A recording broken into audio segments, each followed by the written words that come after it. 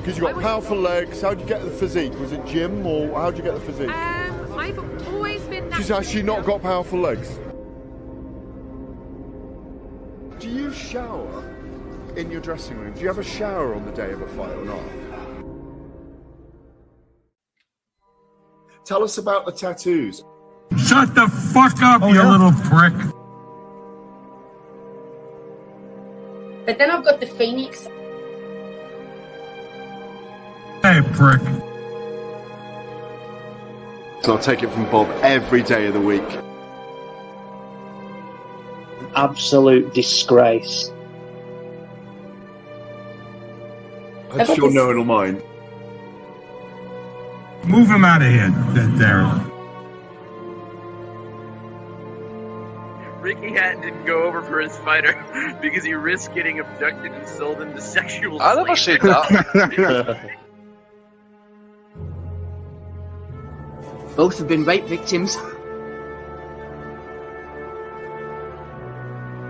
I'm not watching Frank Buglioni live on Saturday night. You're out of your mind. Jesus Christ, get yourself a life. He's actually a priest. Yeah. It's because his brother John Fury eye gouged him. What have I told you all this time? He's going to end up sucked out, fucked out, looking for a handout. Boxing nutters messenger group. I'm gonna be the king. J-Pump. You know what I'm saying?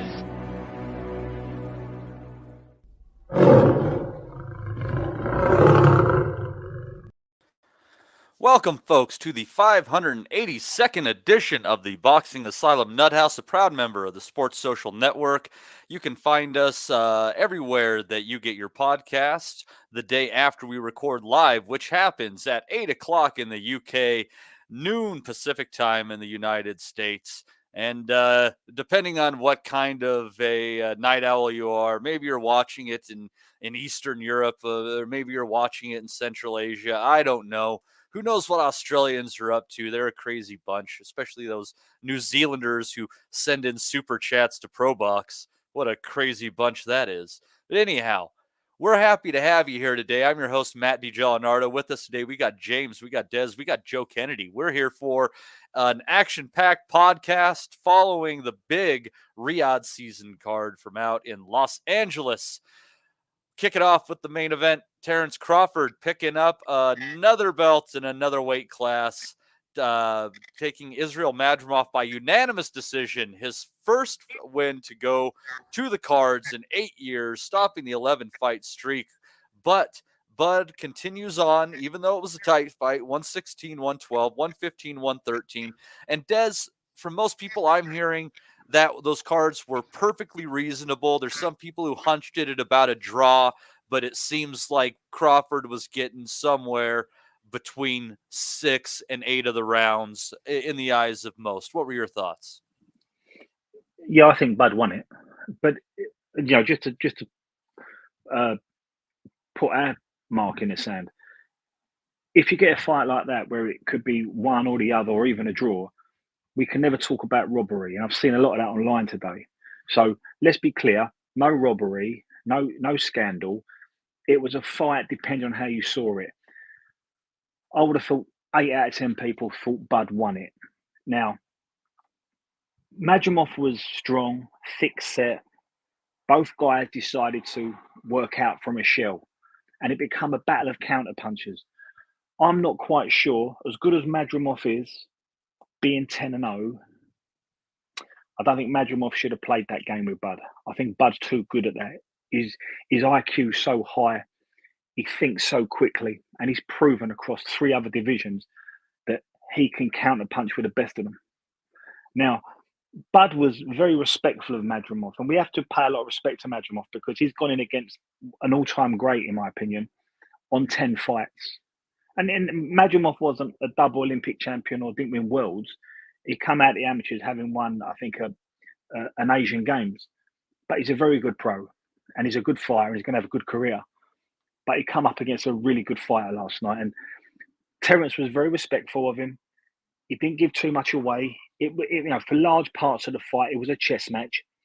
I thought Terence put his foot down rounds 4, 5, and I think Madrimov had a really good round 8 and 9.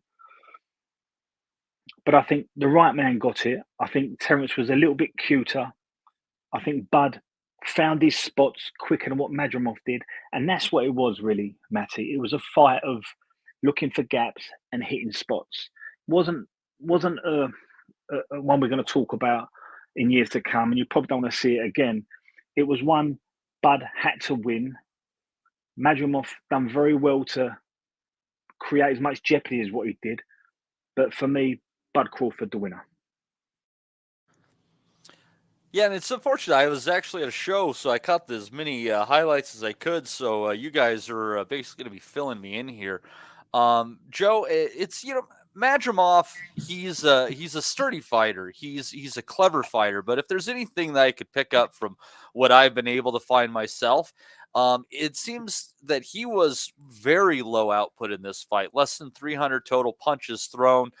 Crawford threw just over 400. It wasn't like he was lighting up the punch stats.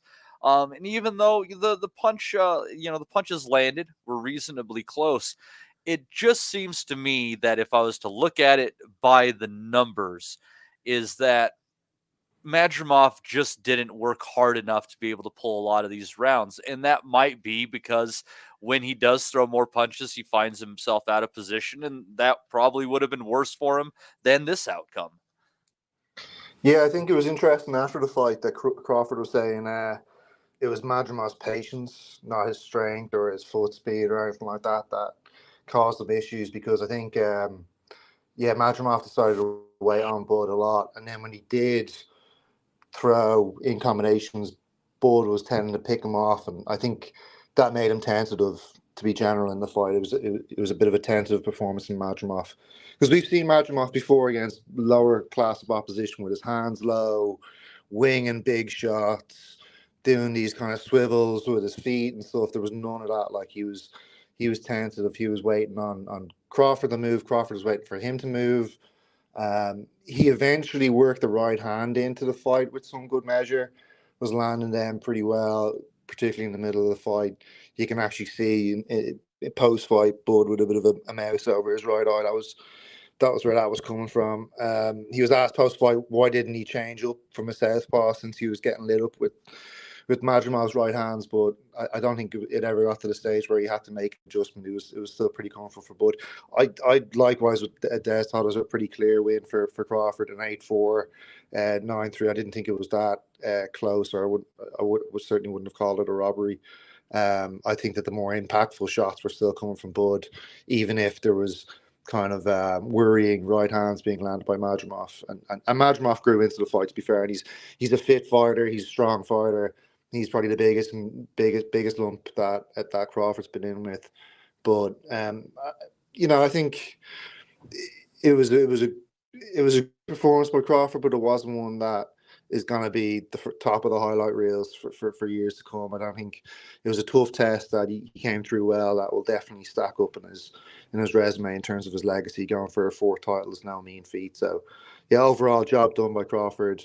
He can probably move on to the next one and maybe pick a fight back down at 147 where his power and his talent is probably more telling. Yeah, and I don't know that that's the direction he's going to go, but we can get into that a little bit later. Now, Des, I'm interested now. How did you think that Crawford held the shots at 154? Did he seem just fine as far as that went? Like, even if he can't punch as much, that standing up to the physicality and strength of these larger guys is not going to be an issue for him? So to go back to what Joe said, and that kind of might answer your question, I think Bud made it difficult for Madrimov to really get off.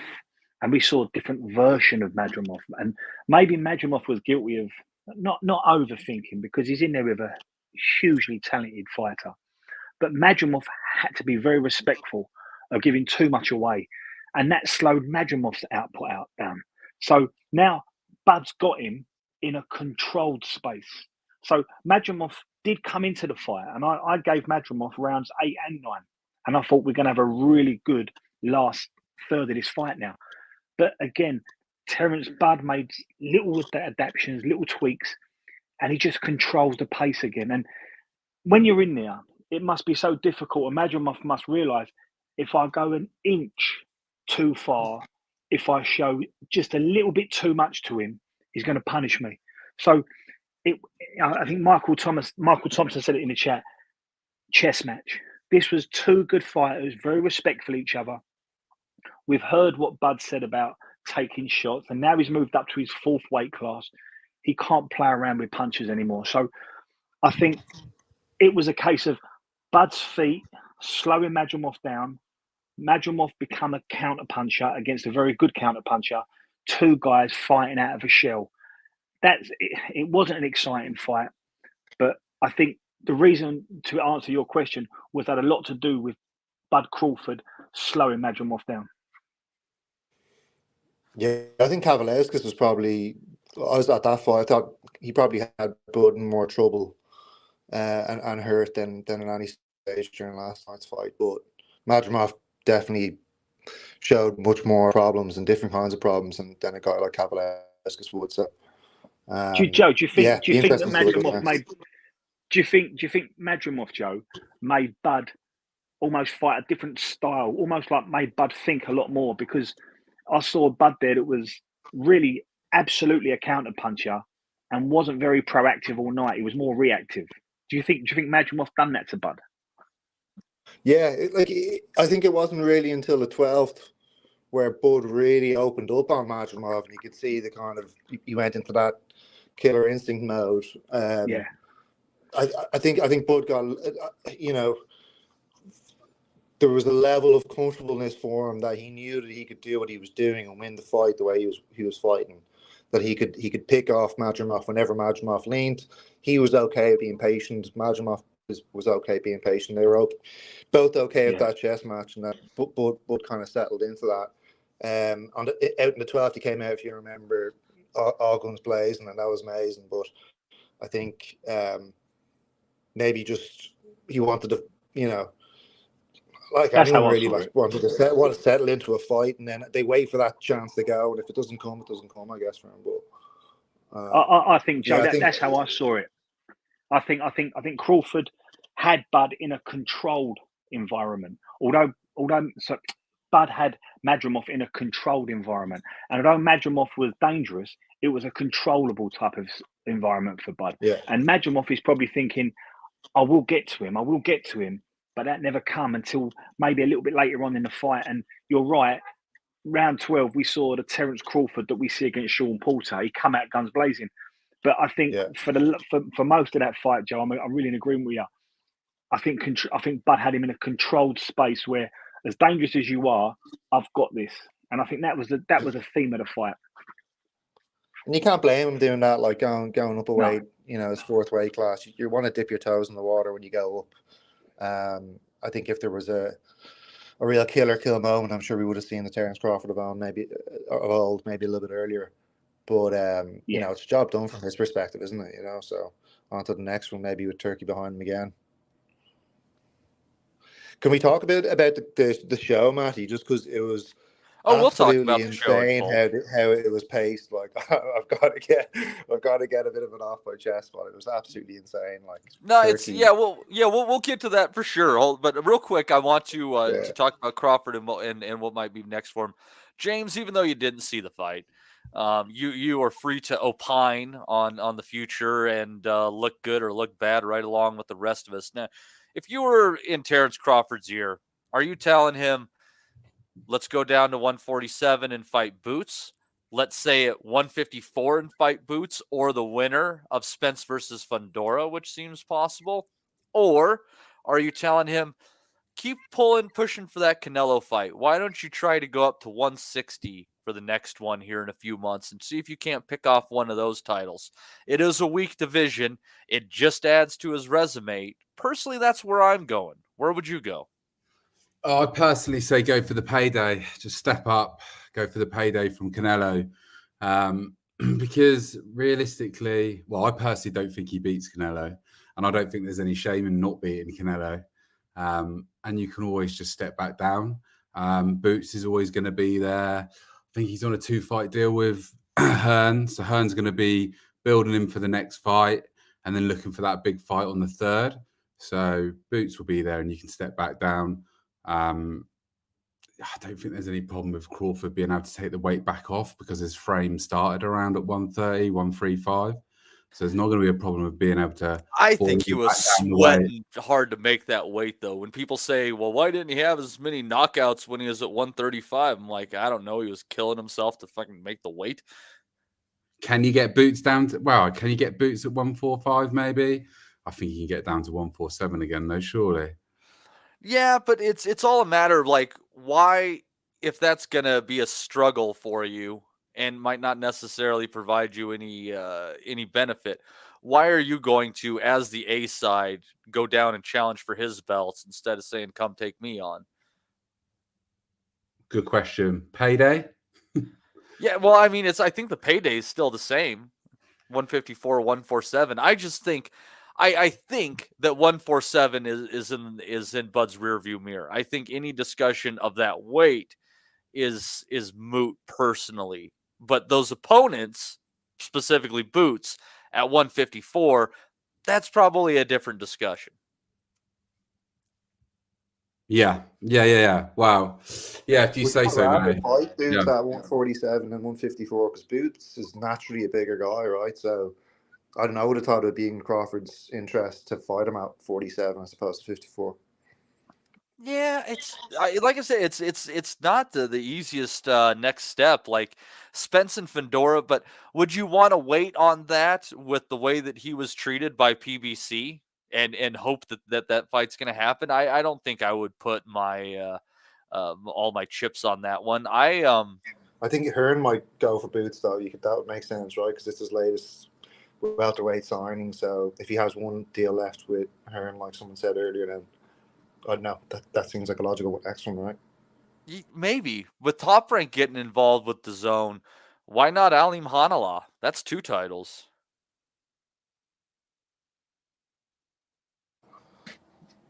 Yeah, there's probably easier 60s to go after that as well.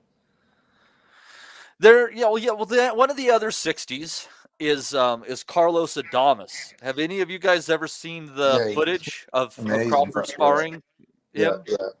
Yeah, at Gleason's in New York. I figured you might have seen it. And Bud, Des, if you haven't seen this sparring footage of Adames and Crawford, I'll have to drum it up for you because not only did I think Bud, it's sparring, but not only did I think Bud clearly won, I thought that Bud out physicaled Adames in that one. Yeah, I've seen the sparring. I've seen it. We're quite big on Adames as well, aren't we? We've seen a lot of him. We've spoke about him on his pod. I think across the 4 weights, from welter to super middle, we've probably got a limited amount of superstars, and I think there's an awful lot of kids there that offer a lot of jeopardy, but not a great amount of reward. And for that reason, I think we might see a few people stick and a few people twist. So I think, for example, Jaron Ennis, who's just signed with Eddie, I think they're going to enjoy being a welterweight champion. It's one of the original 7. 147 weight has a huge bit of prestige to it, and Boots would like to follow in the footsteps of great fighters like Bud and Floyd and Oscar and Tito. That type of lineage. And while he's doing that, I think the landscape will appear for him maybe at light middle, and I think we'll see what Crawford's going to do. I think Crawford will be chasing the Canelo fight. I don't know if you can draw Canelo down to middleweight. I'm not sure if that's possible because Canelo's filled out in his 6th set. But I think there's not much fat on that guy when he's on the scales of 168. No, and he's 6th set as well. He's 6th set, and he's at a wrong age now to be coming backwards. So I think Crawford has got his sights on Canelo. And I think that's a brilliant fight for boxing, and I think it will happen. And I think Ennis will just sit tight. I think they'll get a bit of work out of him at 147, and then they'll creep up to light middle. I don't think we'll see Boots and Crawford. I think they're just going to miss each other. I think Crawford's got his eyes on other fish. Yeah, that's my. I mean, he's obviously eyeing down Canelo. That constantly comes up in his conversations. And I don't think that Canelo right now. I mean, he is in boxing. You know, he might not be the pound for pound number one, but Canelo is the ultimate A side in boxing when you look at the economics of the whole thing. But Joe, if I go into that fight, it's going to be at super middleweight. Period. Bud's not going to get any favors. Small ring, I'm thinking as well. But if I'm Crawford, I'm coming into that one price 163, 164. I want the speed advantage. Yeah, I think so. Yeah, I don't see that fight happening. I don't know, especially after last night. It just if he was Canelo's just another elite guy. Like the gap in weight is so big at this stage. I think it would be so. I think it'd be a bit of a mismatch, to be honest. But obviously, on skill wise, it's not. I think in every aspect, but size and power, it's a great fight. But I just don't see Bud at this stage of his career being able to surmount that unless he kind of goes about it in a very methodical way, hit 60, hit 68, builds the muscle right. Otherwise, he's just going to look bloated and get picked off by a vicious counterpuncher in Canelo. That's why I say you got to come in light in that one too. And I mean, at the end of the day, James, I mean, how much different is it that big of a deal for Crawford to give up 4 or 5 pounds to keep a nice speed advantage over Canelo when a guy like Usyk is getting outweighed by 30, 40 pounds, 50 pounds by Fury? When you look at it through that lens, it's not that big of a jump. Not that big of a jump, but Canelo will be coming in more than that, surely. Do we know what weight Crawford walked into the ring last night at? I didn't hear. Did any of you guys hear if there was a rehydrated weight? No. Yeah, because I reckon Crawford won't be putting much weight back on. Well, he won't be putting much weight back on at 160 at all, let alone, depending on what he walked in at last night at 154. So Canelo's going to be massive. Canelo's going to come in huge compared to Crawford, and that's what he's going to use as his advantage, isn't he? He's going to try and walk him down. But yeah, I'd ask this question to all of you: if we assume that across the 4 weights from welterweight to super middle, there's probably maybe 3 big names, superstar names. Where does Crawford go if he doesn't go to Canelo? Because there's nothing. Middleweight's never been so dry. Welterweight's got Boots, and it's pretty dry after Boots. I think the only option is to go to Canelo. Now, he might go to Canelo via Munguia. He might go to Canelo via Mbili. But I think Canelo, and he's saying all the things that people say. I'm looking at Canelo. I'm open to that. And if the money's right.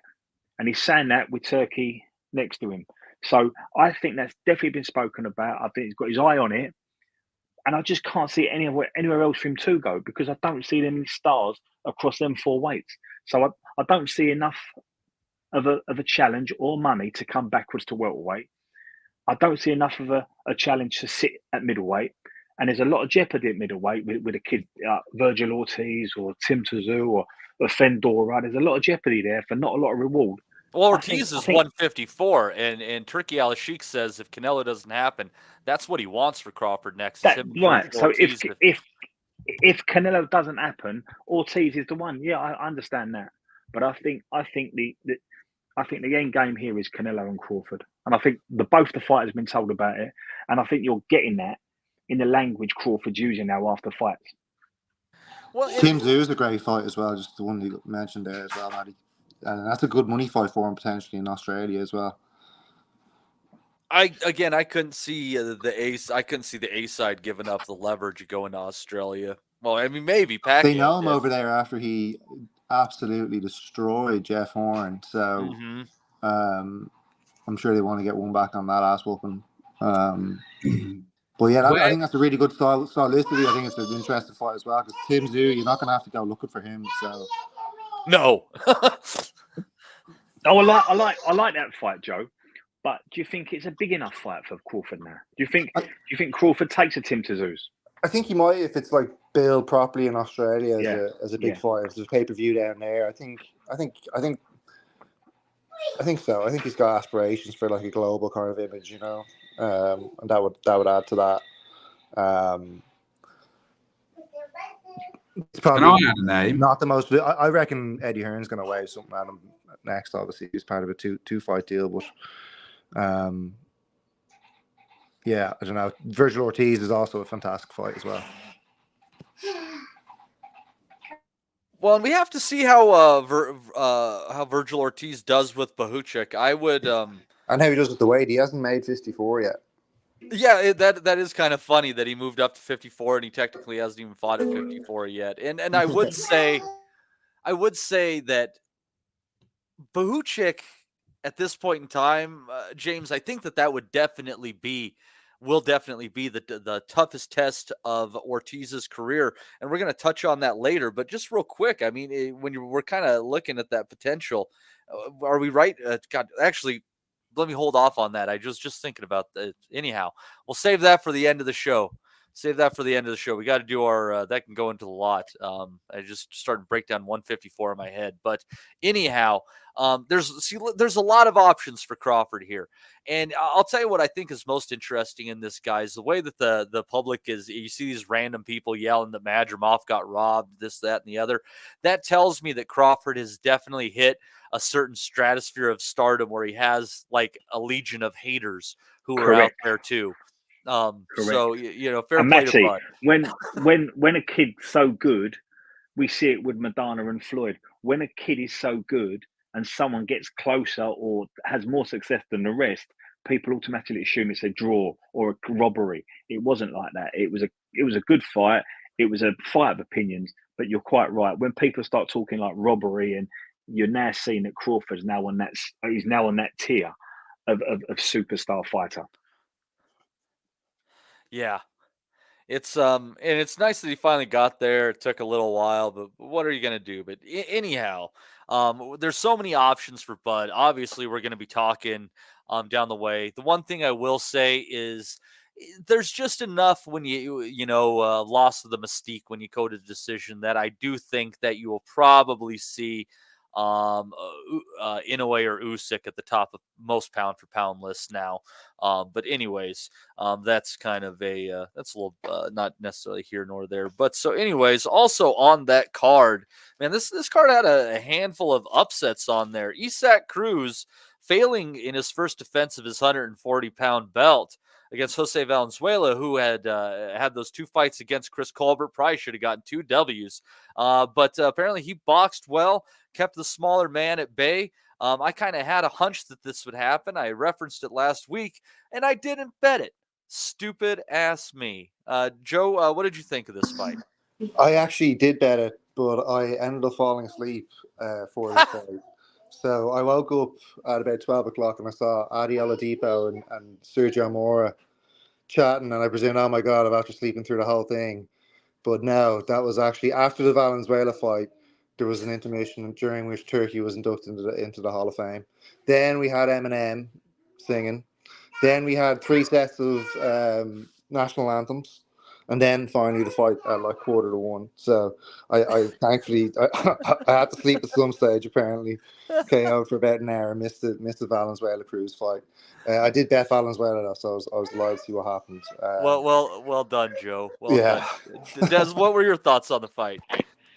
No, you called this last week. I think you said that it's going to be a hard one for Cruz. I don't know if you suspect that Cruz might be one of them guys that can't get up for these types, or these perceived lesser ones. He's just fucking short, man. He's just fucking short. He is. But he's overcome big opponents before, and he's proved that he can do that. He's proved that I think he was better than what we saw last night. However, now we've got to give Venezuela credit. He boxed to orders. He was very disciplined, and he kept a smaller man at the end of his jab, and he was a really worthy winner. So yeah, I'm not going to disrespect Venezuela. Good performance and a well-worthy winner. It's the kind of fight that you could see Cruz having trouble with, beforehand, being Valenzuela having a good bit of pop in his shots. Well, that was the whole idea. He was a lanky guy like Cabrera, but he definitely throws harder than Cabrera does. Yeah. But yeah, stupid me. I bet everything but that. That's the way the world works. But we will look forward to Valenzuela because the 140-pound division is very interesting. There's so many options that are happening with PBC kind of falling apart and everything kind of filtering to DAZN or whatever Turkey Al Sheikh does. He's got the cash to say, okay, one off, whatever. What would you guys think about Valenzuela against Tio? Teofimo? Yes, sir. I love that. Tio beats him. It's a good fight for Teofimo, though, because Teofimo struggles with guys who move him around. And I don't think Valenzuela's going to do that. Valenzuela will try to get to him just as much as Teofimo will try to get to Valenzuela. Yeah, and it'd be a unification bout too. Yeah, so I mean, it would actually, it's meaningful. But I kind of think that Tio doesn't want to just pick up belts. I think he wants events. And on that front, I mean, Top Rank has absolutely failed him. So I don't know. Valenzuela, James, how do you think a fighter like Valenzuela might stack up against Devin Haney if he gets back to himself and decides to enter the ring? I think, there might be curiosity of what his head game is like coming back in, but do you think that could be a worthy opponent and a chance for Haney to snatch him up another belt and kind of get back into the fray? Yeah, good fight for Haney. Yeah, definitely don't know where his head's going to be at. He's talking about taking the year off, but it would be a good comeback fight. That fight fucked him up, man. It really, really damaged his head game. Like, I know, like, the undefeated aura is the thing in itself, but I think the way it all went down, I think he feels cheated, he feels done wrong, and he just doesn't know what to do about it. He looked like he'd been eating himself through a tough period, if that's what you're saying, because he had a lot of tub in his face. I didn't catch that. So, James, let's also add weight gain into that equation. Go ahead. I've not actually seen him. Has he put a load of weight on? You seen him on social media? It looks a bit Rooney out of the season kind of job, Maybe just piled on the pounds after the fight. Is he the one to go on? That he don't drink though, does he? So no, he's supposed to live life outside the ring normally, but. Is he married? Has he got kids, Haney? No, I don't think he's throwing it around. He's just having a bit of fun. Well, good to take your mind off it, isn't it, really? I mean, it was a pretty much of a traumatic ordeal from him throughout the whole process of the fight and the build-up, really. So I can understand why he probably wants to take a bit of time away from boxing. But yeah, I mean, he'll be looking to get back in the mix at some point. He'll want to earn money again, won't he? And want to get back into camp. So he'll be around. I think he makes Valenzuela look really ordinary. Like if Devin Haney does what Devin Haney normally does, and he'd be kryptonite to a guy like Valenzuela. Valenzuela is the kind of guy that just a traditional boxer with a good stick probably does give him a bad night, and a guy like Haney probably keeps him resetting him, move around him, popping the jab, following up. Yeah, I could see it. It's a good result for him last night at Valenzuela, but he doesn't beat the TOs or the Devin Haney's. Not for me. Yeah. I wonder what title that was and what interim is hopping around. I wonder if that's the one that Barroso has the interim or regular or whatever the hell for. That could be a kind of interesting fight, actually. Honestly, yeah, Barroso's going to Japan here shortly, but if he comes through that, I think Barroso against Valenzuela, that's a fight. That's a better fight for both of them, yeah. It's a better fight for Valenzuela. I think it's a good fight for the fans, too. Barroso's must see TV, really, isn't he? Yeah, in all of his 41 years of glory. Just waiting for him to just crumple into a pile of ashes. So just watching him knock out kid after kid is just unbelievable. Oh, you wonder how long he's going to go for. I'm on the train as long as it goes. It's a kick. But anyhow, I opened my wardrobe the other day. There was an old Italian bag that my wife had in there from like 15 years ago, and it had crumpled underneath the heat and the humidity, and it looked like Ishmael Barroso's face. Hiding on me. We do have a couple more weeks for that fight, so we have more time to write some Ismael Barroso jokes. The gift that keeps giving. But Isaac Cruz, though, let me ask you on this one, Des. Do you think Isak, it was a kind of a brief, weird foray. Raleigh was kind of there for the pick-in. I think Raleigh's a jerk-off. Maybe his management didn't even like him. Do you think Raleigh needs to venture back, or Raleigh, do you think Cruz needs to venture back down to 135 pounds? Yeah, possibly. And I think last night would have been a wake-up call for him. I'm not one of these people that holds a loss over a fighter. I do understand, a good fighter can catch you out. A good fighter can catch out a very good fighter. Sometimes styles and clashes can determine an outcome. I think last night Valenzuela was really set. He was boxing to orders. His style really suited Cruz's approach. I still think there's more legs in Isaac Cruz. So as unfair as that is, and you mentioned Tio, and I think Joe Kennedy or James mentioned Devon. I don't put Valenzuela in that group. I still don't put Valenzuela in the Isaac Cruz group just yet. I think that was a very good performance and he got a good result. But I think Isaac Cruz shouldn't do too much in terms of where his future lies. I think he's a very good fighter, and I think you'll see the best of Isaac depending on who he's fighting. I think last night might have been all wrong for him, and that can happen. Sometimes matchmakers get it wrong. We see it with Jared Anderson. You just pick the wrong one. What you think you know, you don't know. I think that was the case with Isaac last night. And look, I'll go back on it. Valenzuela did box very well. Give him all the credit in the world. But I still don't think he's that guy just yet. Yeah, I like Valenzuela. I think he's definitely capable of pulling off a few. You said this last week. You did say this last week. You was hot on him last week, and you fancied him. I've got to say that about you. Yeah. His record is deceiving enough because he was robbed against Colbert in the first fight. Let's be honest. And then against Dos Santos, he was actually fighting pretty well, and he got caught. And so, his record could look a different way. If things had it broken a different way for him, I guess. But good fighter, I think. But you're right, though, Des. He's not at that level of Hayne or Teofimo. He's a level below that. But I feel like he's one of those guys that could have a few more good wins in his career, but he might be kind of like a one and done with this title thing. Kind of like Mario's vibes. Reminds me of Venado Lopez, maybe like the junior welterweight version of Venado Lopez. Man, Lopez is good though. He's defended that title 3 or 4 times. Yeah. Well, against he's just been mopping up the British boys though. Yeah, and that's I can't remember if that fight is next week. I'll have to check the schedule or the week after. But anyways, we'll definitely be talking about him here shortly. But on the other end of the scales last night, a bet I did make, I got my money back because it was a draw. But I'm asking you here, Des, did I get screwed over in my pick of Gerald Miller over Andy Ruiz? Did I get the raw end of that one in the battle of fat guys? Did that fat guy deserve it? I thought watching it, I didn't score the fight, but I'm watching it, and from what I saw, I thought Miller was. I think Miller had more intent. I think Miller went looking for it in the second half of the fight.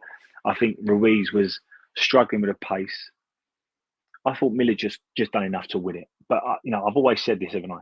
In close fights, we can't call robbery, but I think Miller can feel a little bit hard done by. If we can go back to the start of the fight, I think both guys respected each other. And I think Miller respected Ruiz's fast hands and counter-punching ability. And I think Ruiz was very conscious that he hadn't been in a ring for 2 years. And I think there was a lot of feeling out. And the first 4 or 5 rounds, there wasn't a lot in it. But I did see a change in pace. And I thought Andy Ruiz just dropped off a bit. And I thought Miller fancied he had this and he pushed it a bit harder. But Miller's not a puncher, and Andy Ruiz knows how to look after himself. And I think that's what got us through to the final bell. In answer to your question, mate, yeah, I thought Miller done just enough.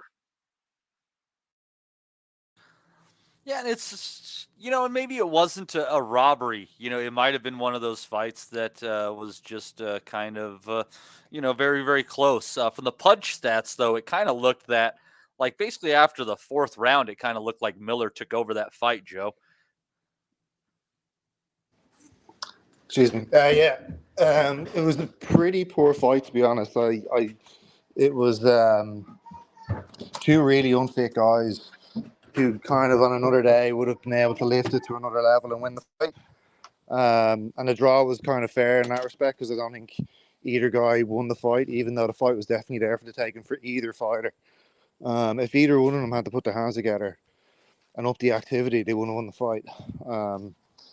Ruiz Miller, definitely will feel probably hard done by, but he also could have done what he needed to do to win the fight. He didn't put his hands together when it needed most. And there was some rounds in the fight where it was just awful. It was just two lads leaning against each other, not being able to get off properly, not really throwing much shots.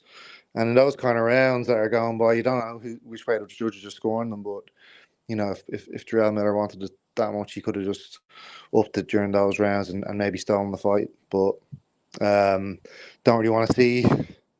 Well, I guess I wouldn't mind seeing Miller again, but Ruiz is in a weird place where he just doesn't look like the fighter of old. He did for 3 rounds early on. Looked pretty good, putting the shots together, but after that he just gassed, and he was just trying to get to the end of the fight with enough rounds under his belt, or enough rounds won. So I don't know. I hope they don't run it back anyway. The thing about Ruiz too is, when he fought Luis Ortiz, the only thing that kept him from a draw in that fight were the knockdowns. He threw less than 300 punches in that fight, and that was almost 2 years ago. You're not going to have a very you're not going to have a very good motor when you're sitting around as a 300-pound guy. Yeah. Yeah, the inactivity you could see really did kill him, especially down the stretch. But it was just, the fight devolved into just a real sloppy contest. And a guy of Andy Ruiz's caliber, who has an amateur background, who, was a couple of rounds away from winning the WBO off Joe Parker, before Joe Parker lost his to Anthony Joshua. Ruiz has been around at the top of the heavyweight scene for that long, even though he was a relative unknown when he did eventually fight AJ. He does have good pedigree. You've seen him put shots together properly. You've seen him let his hands go. He's got fast hands, but he couldn't really put a dent in Miller, and gassed out quickly, and Miller just wasn't respecting him, and it was just becoming a kind of a Ruiz Miller kind of fight, So Well, Miller lost 30 pounds for this too. Fair play to him. He did finally start working his way back into, decent shape for him. He's a big dude. Yeah. Yeah, no, he's probably earned himself another payday as well. And it's just weird, he fails the drug test and gets in kind of trouble, and Turkey doesn't care. He's kind of quickly. I said it into the chat yesterday. He's kind of quickly becoming Hearns Chisora, Turkey's Chisora, and he's just going to wheel him out for pay-per-views whenever he needs a guy. He's going to take a shellac and keep on coming, and he'd be entertainment throughout. Interesting. So given that, James, who do you think that Gerald Miller could find himself coming in against? We have Del Boy in the UK, and we'll call him Doughboy. Yeah, Del Boy and Doughboy. I'm not really sure, to be honest, but I know that when Ruiz fought Parker, and I had actually beaten Parker, but it was in New Zealand, wasn't it? It was around about 250. Yeah, that was when Obama was in office. It was about 8 years ago. Yeah, a long time ago. But yeah, he's around 275 now, Ruiz, isn't he? So that's probably why he hasn't got the fastest feet and the fastest hands anymore, because of his weight. But yeah, I was hot on him back when he beat Parker. I thought he's good. Good potential fighter. But yeah, with Miller, don't know where he's going to go next. Maybe Bakole, maybe. So maybe Bakole. It seems like it's kind of set up after that card, basically, and Yeah, I probably prefer to see Bakole sort of fight Parker, but I'm sure we'll come on to that when we touch base on that fight. But yeah, just get Miller in there with someone that can knock him out. I don't like the guy. I don't like the way he's getting paydays. So yeah, I'd be quite happily see him. Get hurt, to be honest. So yeah, that would be my take on Miller. Yeah, that's so. Yeah, going into that Bakole fight, Des, he, we've definitely had questions about Anderson. His life outside the ring is a madhouse.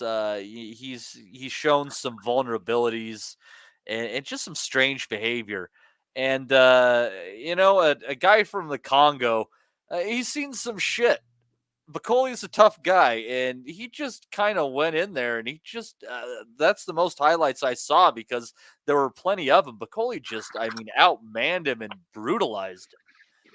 Yeah, no, Martin boxed incredibly well, and it's interesting because a lot of us in the UK have had a lot more primary viewing over Martin Bakole and the way he's adjusted his career after the Michael Hunter loss. Immediately after Michael Hunter, he was very, very active that following 12 months. He had 4 straight wins within inside a year. And then things started to slow down on him because he was part of the Who Needs Him club. And where they wasn't fighting on cards, they was actually going around Europe doing a lot of sparring. And Martin has found himself, because it can happen, it all comes together.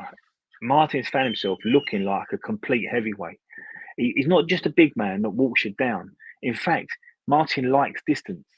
And you can see him last night keeping distance because he throws a really good 1-2. It's fast, it's snappy, it's accurate, and he can vary that 1-2. It's not just a left and a straight right. Sometimes it's a left with an uppercut. Sometimes he hooks off the jab. Sometimes he leads with a hook, throws the right hand. This guy is a very good fighter. Not only is he big, but he fights like a big man. He's got fast hands. He works at a good pace, and he slowly walks you down. Last night was man versus boy, and it's really interesting because we had an opportunity to glimpse into the corner, and it tells you an awful lot about Martin's engine, the way they train, and what they think of themselves. Billy Nelson said to Martin, round 3, don't let this guy out jab you, and don't let him outwork you. Now, we've never, ever heard a man 300 pounds get told a smaller prospect heavyweight shouldn't outwork you at this stage of the fight. Billy Nelson knew exactly what to do with Martin Bakole. Martin Bakole boxed to brilliant orders. Gerard had a really good round 4, but it was the last roll of the dice. He must have known what was coming, and Martin put it to sleep in round 5. Very, very good performance. It was man versus boy last night, and I don't want to get over the top with this, but we've spoken about Martin Bakole for quite a while. We've seen a lot of improvement. We've seen good wins, and we've seen a lot of people not answer the phone call to Billy Nelson and Martin Bakole, and they must know why. The sparring stories might be true. What they've seen, it actually is the truth. And what we saw last night was a very, very good heavyweight boxer. Exciting times for Martin Bakole. Yeah, what was really impressive about him was when he throws his shots, he doesn't seem to put a huge amount on them. He's still compacted within his form. He's just dropping a jab on him. He's, just throwing the shots. But you could see that they were lighting up Anderson like he'd never been hit before. And you just see his head snapping back like a Pez dispenser from pretty early on in the fight. And yeah, it was fair play to Anderson. He showed a lot of heart because people had doubted his fortitude and thought that he might be a little bit weak mentally and had been going through some tough times and stuff, but he had every opportunity to quit in that fight, and he kept on getting back up. I think he was down 3 or 4 times at least. He came back up, throw shots, trying to stay in the fight, but Bakole, he reminded me, I said it in the chat as a joke, that of a prime Joe Joyce, but it's like Bakole became the fighter that Joe Joyce threatened to become, except with all the arsenal of shots as well. He had to ship a couple of shots, but Anderson didn't seem like he could hurt him. And every time Anderson did let himself let a few punches go, Bakole was coming back with a vengeance and just dropping jabs on, dropping shots behind it, not putting a whole lot behind it, but it was just relentless and inescapable for Anderson. And yeah, boy versus man is probably the best way of putting it, like Des said. And can I give you a comparison, Matty? Sure. Joe said Joe Joyce. It was very similar to Joe Joyce, and he's right because he had that almost like, I'm going to invite you on, and if you want to throw, I'm going to be very reactive. But if you don't want to throw, I'm going to be proactive. So he's suffocating his opponent. And it reminded me, and Mike Deezer in the chat there was sort of stole me thunder. It reminded me, I don't want to get carried away here, of a George Foreman. He had that sort of aura about him last night. Now, I know it's Gerard Anderson. I know there's a size disparity. But remember, Gerard Anderson picked Bakole, and a lot of people made Gerard Anderson the favourite. A lot of us over here thought Bakole's going to catch him out. Last night, Bakole looked a little bit like George Foreman in the 70s. That's high praise. That's for sure. It's a shame. I'm not saying he's going to have a George Foreman career. I'm not saying he's as good as George Foreman. But if you'd have said, who does he remind me of? It reminded me of a George Foreman in the 70s. He was very, very dominant. Yeah, the boxer at the top of his balls of his feet, but still the concussive power behind it. Yeah, it's very apt. Well, it's a shame James hopped off. James, thanks for coming on with us today. Appreciate you there. This is what's funny is it seemed like they were basically with everything that was going on while there was talks about it, that Wilder hopefully was getting over Zhang and Anderson was, going to win his fight, and they were going to put Wilder against Anderson, big American heavyweight fight.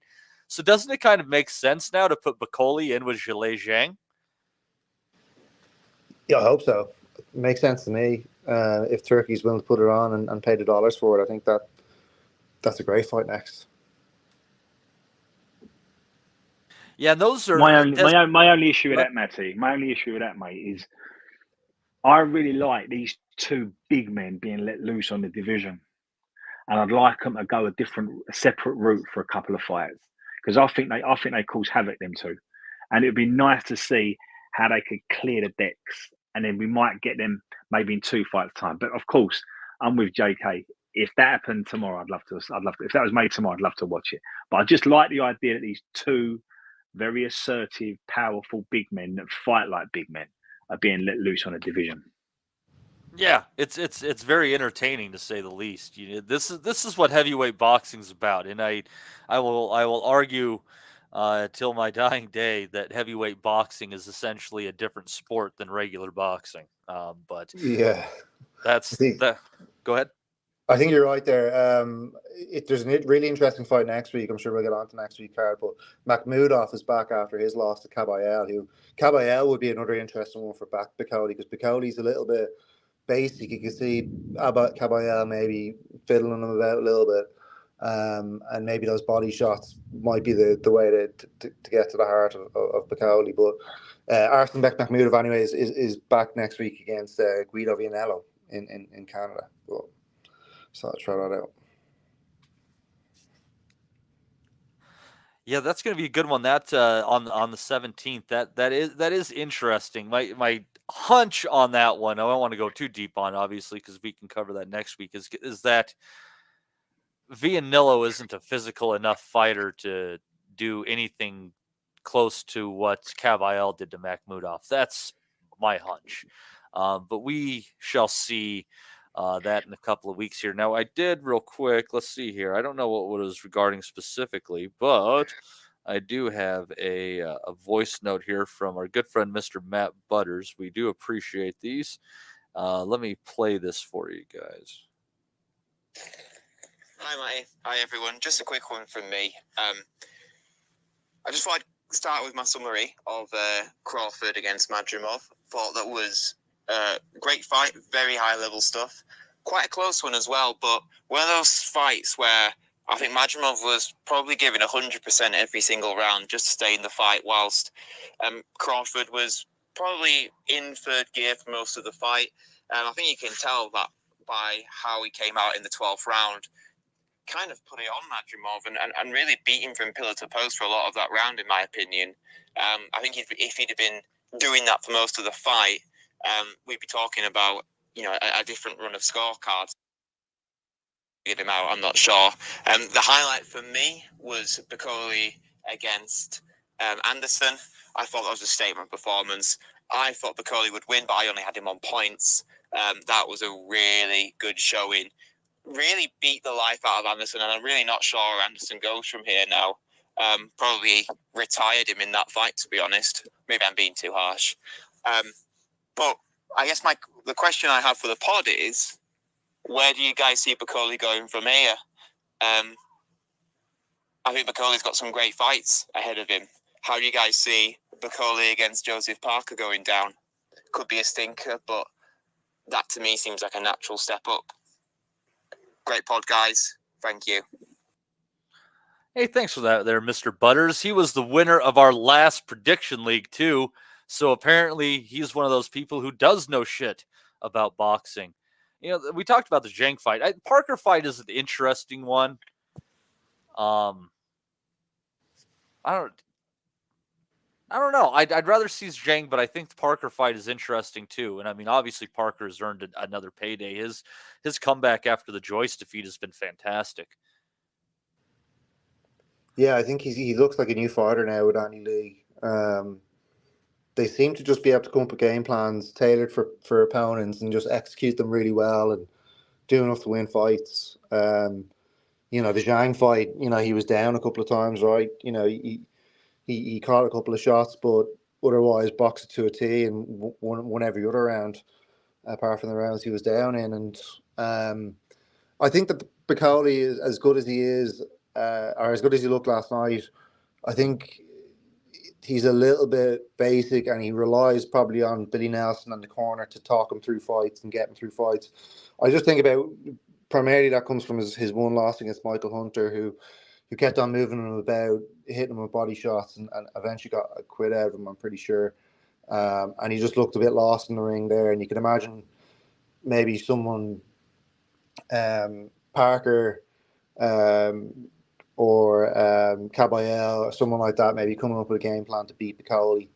But what I'd like to see him in a fight would be the Zhang fight. Like I said, I think that is just fireworks. But if to Dez's point, Turkey's trying to keep them away and trying to be the bogeyman in the division who clean up all the contenders, then yeah, maybe Caballel or Parker. I think Parker would be a good fight. Yeah, Cavallel, that could be fun. I mean, because both of those guys aren't afraid to fight like big heavyweights. I actually, man, Cavallel against Bakole, that could be a fight of the year under the right circumstances. Like, especially if they were fighting for a title shot or something like that, had a lot on the line. Man, I could see those guys swinging hard for as many rounds as one of them could last. It was funny because the Jared Anderson was targeting Bakole's body early, but Bakole just wasn't taking no notice of the body shots at all, was walking through them essentially. And the DAZN commentary team really took this up and kept on mentioning it. But I would wonder whether it would be the same approach to Caballel's left hook to the body. I doubt it, because he's actually an excellent body puncher, Caballel, whereas Anderson was kind of keeping him away with these body punches instead of really putting mustard into him and putting a dent in Bakole. But you wonder what kind of chin Bakole has as well. You know, he did get caught a few times last night and just pretty much walked through the shots. So whether that would be the same against a top level puncher, Anderson's probably not at that level because he's a bit of a smaller kind of heavyweight anyway. But yeah, maybe a Wilder fight could be fucking ridiculous as well. Man, I just feel like Wilder's done. I just don't know if there's anything there anymore. Matt did ask me another question. He said, I was wondering how you guys rated that card compared to the other Saudi cards. He thought the 5x5 was the best, followed by Fury Usyk, and then Crawford Madrimov is the third. Is there only three to pick from? I'm trying to remember the other ones, because this was pretty poor. Like I mentioned, I thought that the pacing of it was awful. The time between the Valenzuela Cruz fight and the main event was criminal. Like, it was over an hour at least. I just think also, I mean, if you were there, to catch the main prelims and stuff like that, I mean, you probably would have been in that arena for like 8 hours. That's might be too long of a day. Yeah. A lot of people apparently left after Eminem as well. That were just there for the Eminem show. So yeah. Yeah, I mean, it was nearly 2:00 by the time that the fight was over here in the east coast of the States. So, yeah, it was a late one, but it was just paced really bad. You had a lot of nonsense in it as well. Like, I like Eminem, don't get me wrong, but I don't really want a concert before, in between the main event and the co-main. Well, that's what they were doing with those Triller cards. Yeah, exactly. And look, how many people tuned into those in the end? Like, there was a couple of successful ones. The first one maybe with Tyson on and Snoop Dogg doing the commentary and stuff like that was entertaining. But I don't know. Everybody was high. Al Bernstein had the hair of a 50-year-old. Al was there with his hand over his drink the entire time. I just thought, I thought it was paced. It was like, it was as if Turkey is all in on the Frank Warren approach to his cards. He just wants people to, miss any, ruin people's chances of going home early, drag them on as long as possible. I fell asleep for the part where he gets inducted to the Hall of Fame, but that's ridiculous as well. It's a bit of a self-glorifying session for him at the end of the day. I think there's a lot of self-pats on the back, but yeah, thought it was paced horrendously. But I think the card in general was good. One thing I'd say as well, sorry, I know I'm on a bit of a tangent here, or a bit of a rant here, but the best fight in the card by a mile was always going to be Anderson and Bakole. I don't know why they had it so far down the card. Like, it was it was after Morrell, before the Miller Ruiz fight. I would have had it definitely before the Miller Ruiz fight, or after the Miller Ruiz fight, even after the Cruz Valenzuela fight, even though that was a world title fight. I guess you can give precedence to that, but I just thought that fight was always going to be fireworks, always going to be really entertaining. I don't know why it was so far down the card.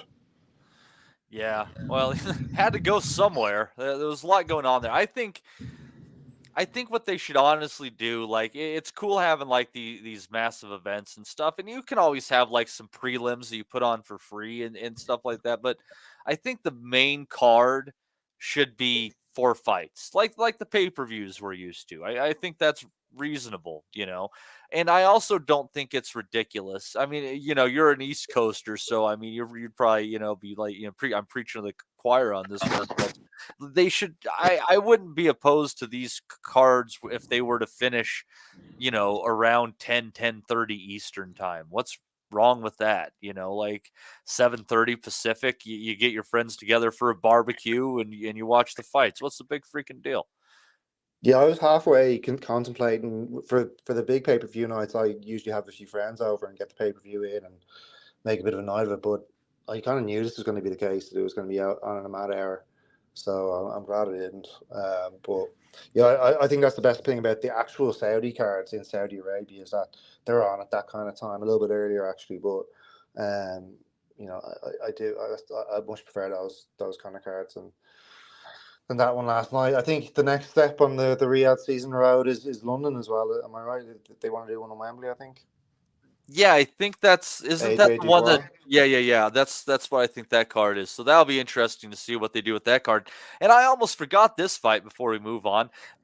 Andy Cruz against Antonio Moran. Cruz getting him out of there in the 7th, finding his viciousness, continuing this professional journey of his. How did you like him in this development fight? Yeah, I loved him. I think he's brilliant, Andy Cruz. Listen, Antonio Moran is a good fighter, and it's fought a lot of great guys. Really solid resume, win or lose at the weight. A really good pro, solid pro. And it goes to show what they think of Andy Cruz and the conversations they've had in the team. He's a 3, going in, he was 3-0. And on the back of his Olympic title and his 3 world golds, I mean, it's a phenomenal feat.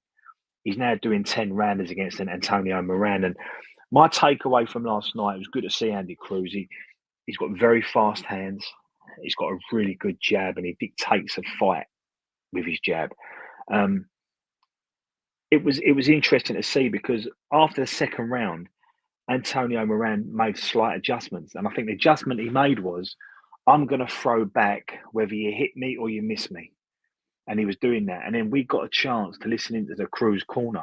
And he was told categorically by his coach, I don't want to see you moving back after you throw. I want you to stay there. Because when you move back, you're giving him a chance to catch you on the way out, or you're letting him off the hook.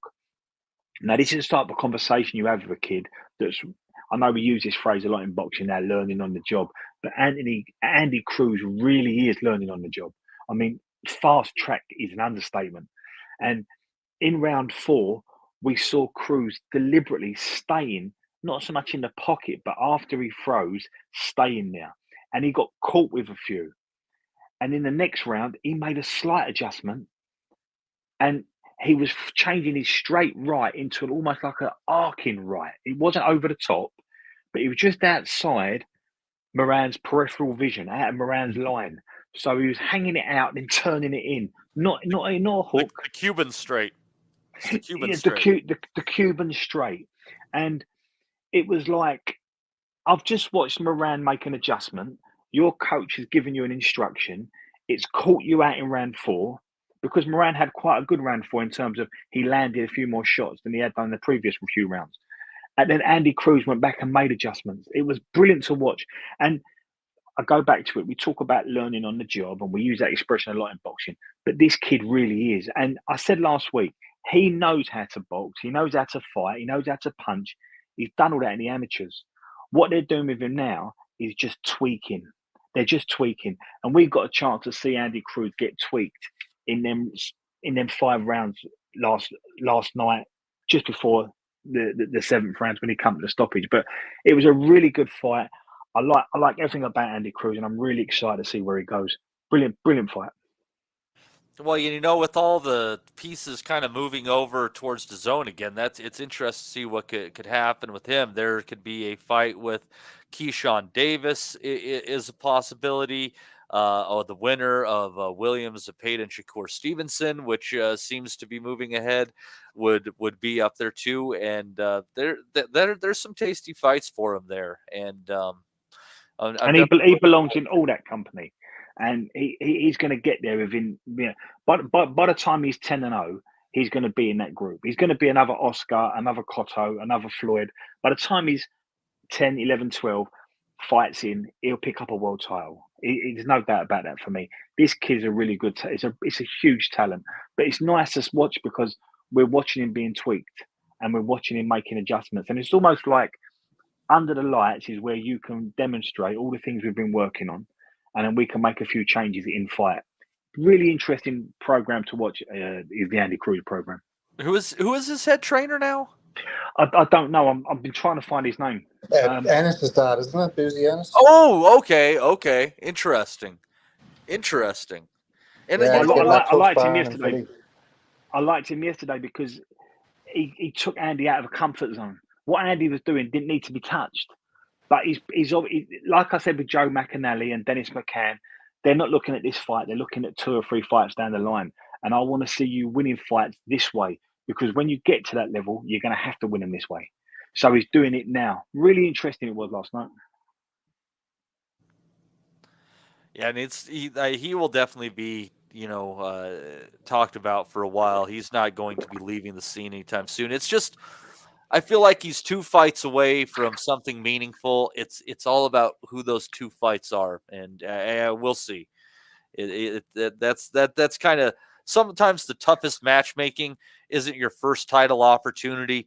It's the steps right before the title. So, but anyhow, so yeah, that was a great card. There was one other fight on the card. Sorry, Matty, just really quickly. There was one other fight on the card. David Morrell. Oh God. Radovai, that's right. My God, it just went on and on and on. Oh, you have no idea. They went the full distance as well.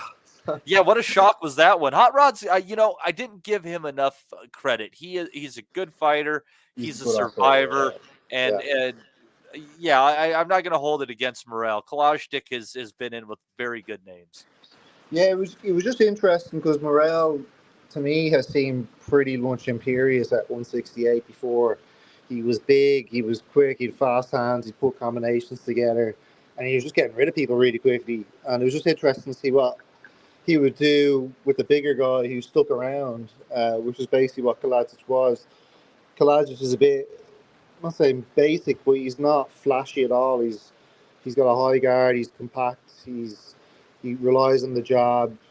He only throws the right hands and left hook behind it, really, if he's sure he can get out. And he was trying to survive for the first few rounds, but then he kind of grew into the fight. And Morrell, meanwhile, once he wasn't able to get Kalajdzic out of there, I wouldn't say in panic, but he just he wasn't as comfortable as he normally is, and clearly the power hadn't really climbed up because Kalajic has been knocked out at the top level by Beterbiev, right? He's obviously a sturdy guy as well, like, But that's yeah, he's his sparring partner now, or excuse me, Kalashnik is a prime sparring partner for Beterbiev now. So something in that fight, they really thought he was a capable fighter to keep him in camp with them. Yeah, he definitely is. Definitely is. He's a European guy, right? I think he's from Serbia. He's definitely a rung above European level. I was actually thinking today it'd be interesting to see him against the British crop. I think he'd mow. I think he'd go right through Richards and Aziz and these guys. Maybe not Buatsi. I think the Buatsi fight would be interesting. But he was on a pro box card before he beat Sullivan Barrera in pretty impressive fashion as well. You know, against the top level guys, he's not going to win, but he ran Morel pretty close. He's not a top level guy at this weight, but I think Morel will probably be considering a move back down to 168 where he's got that weight advantage and got more behind his shots because Kalajic's made it very uncomfortable for him, and a better fighter with maybe a little bit more class about them might have had enough to beat Morel there last night at 175. So, but yeah, fair dues to Kalajic. I hope he gets another payday out of it at least. There's, you know, a good lot of talent at 175 going around. So I think he's a very capable guy. Well, Michael Thompson says Morel versus Benavidez is the fight to make now. Yeah, I think both of them chasing Canelo is foolish. I would just fight each other. But that said, here's Morel on a Turkey Al-Sheikh card, not a PVC card. Is that a possibility anymore? I don't know.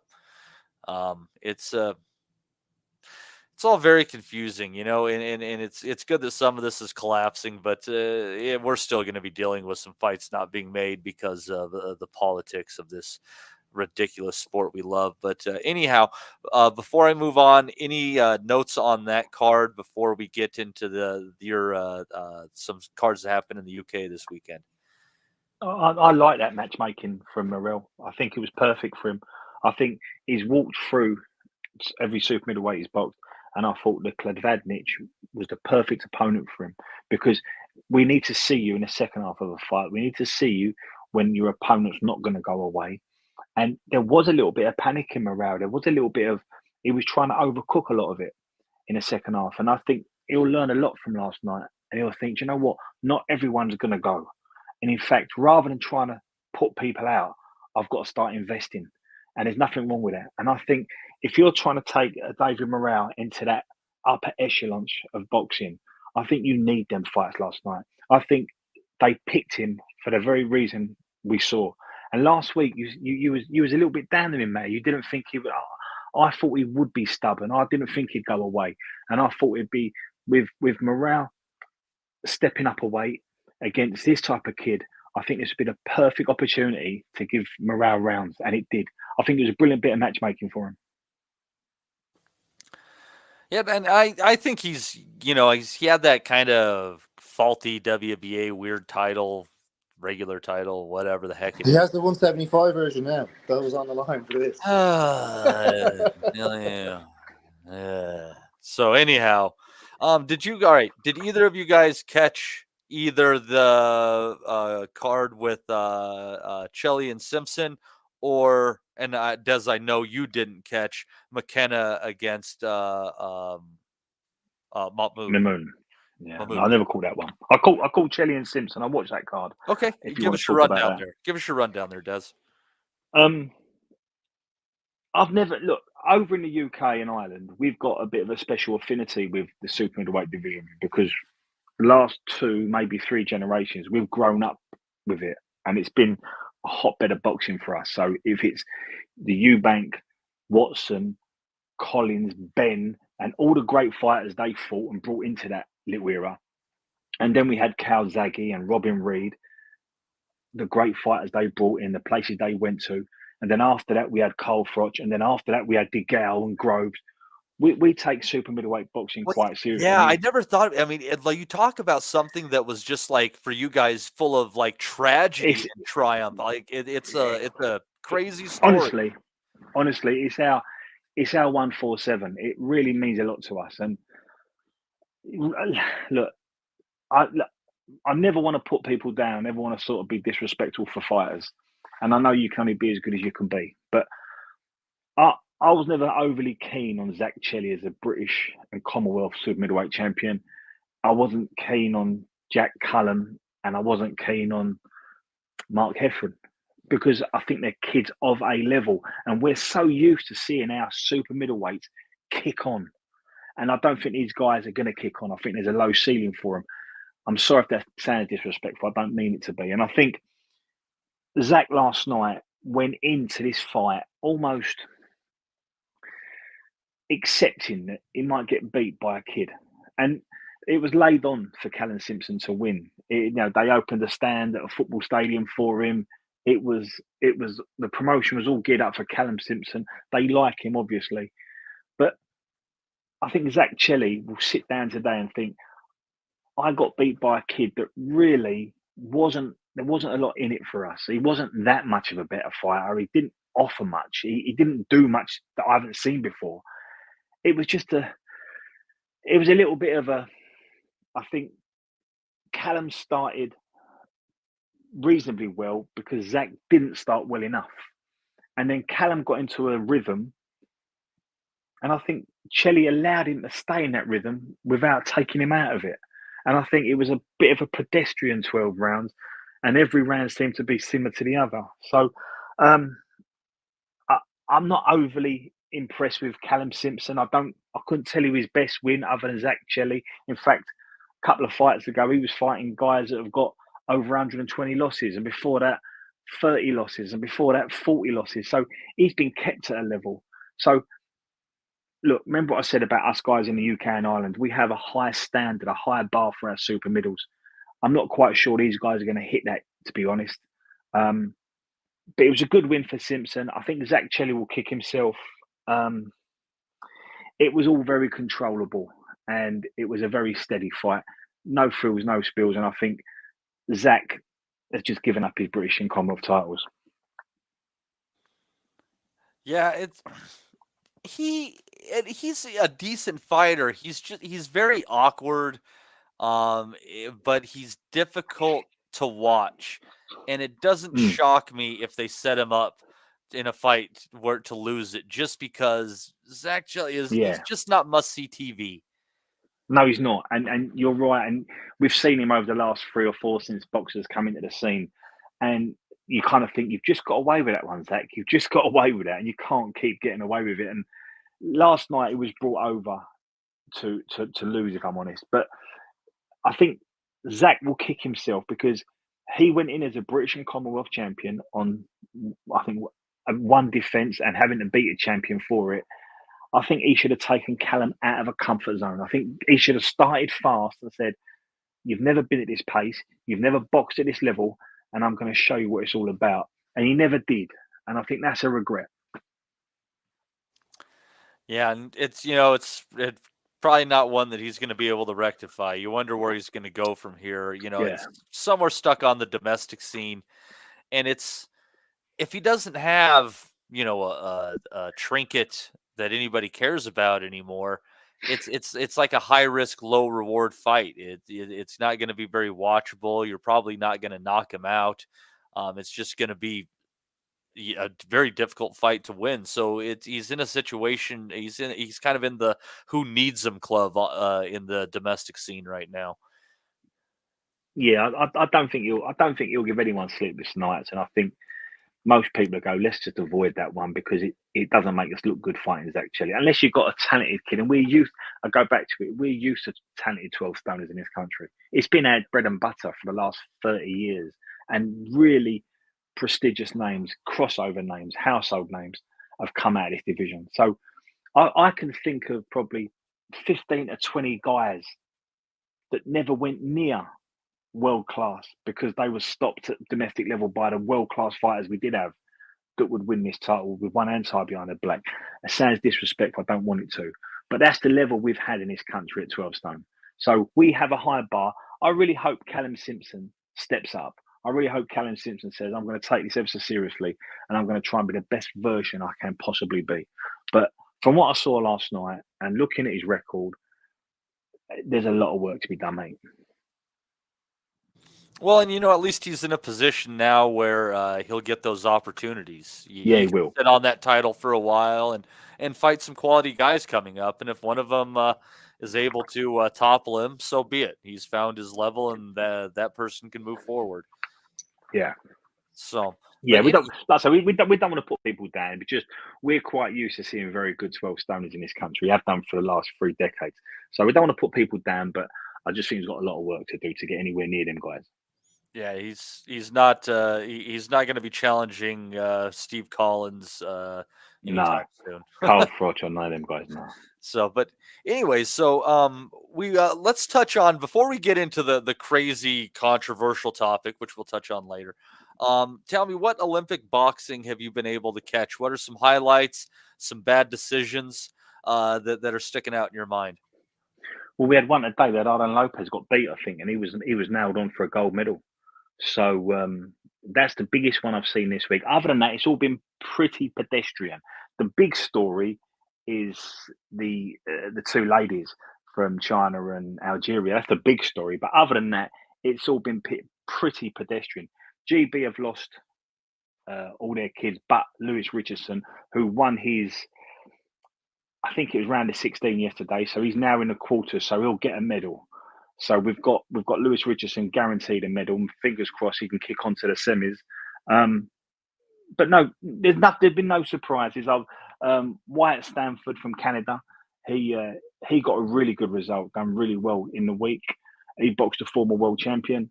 But yeah, so far it's been as it is. When we get to this medal stage, then we're going to see we separate the men from the boys, I think, Matty. Didn't that American fighter that you were high on and was touted to potentially win a gold get the raw end of one the other day? He did. Yeah, he did. Didn't get a knockdown called. Yeah, I didn't think he'd get a gold because he hasn't. See, I didn't think he'd get a gold because he hasn't won enough major tournaments outside the Olympics. As I said last week, a lot of these gold medalists in these games will have won worlds or Europeans, or they would have won Pan Americans, and he hadn't quite done that. But he was showing good form, and you might have got a medal out of Jamal Harvey, but I don't think it's to be now. So we were going to, but Johnny says, please, can we all collectively agree not to talk about that?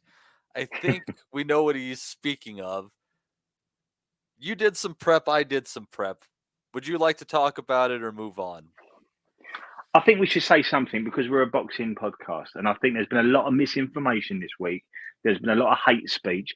And there's a couple of guys in our chat that need a pat on the back because they was very, very, they was all over this very early and said, look, guys, this is not as clear cut as we think. This is not a trans issue. This is a biological issue. And we had guys in our chat saying this before the IOC made a statement, whilst the IBA were throwing stones, and whilst a lot of the British media and the world's media were saying things that were totally irresponsible.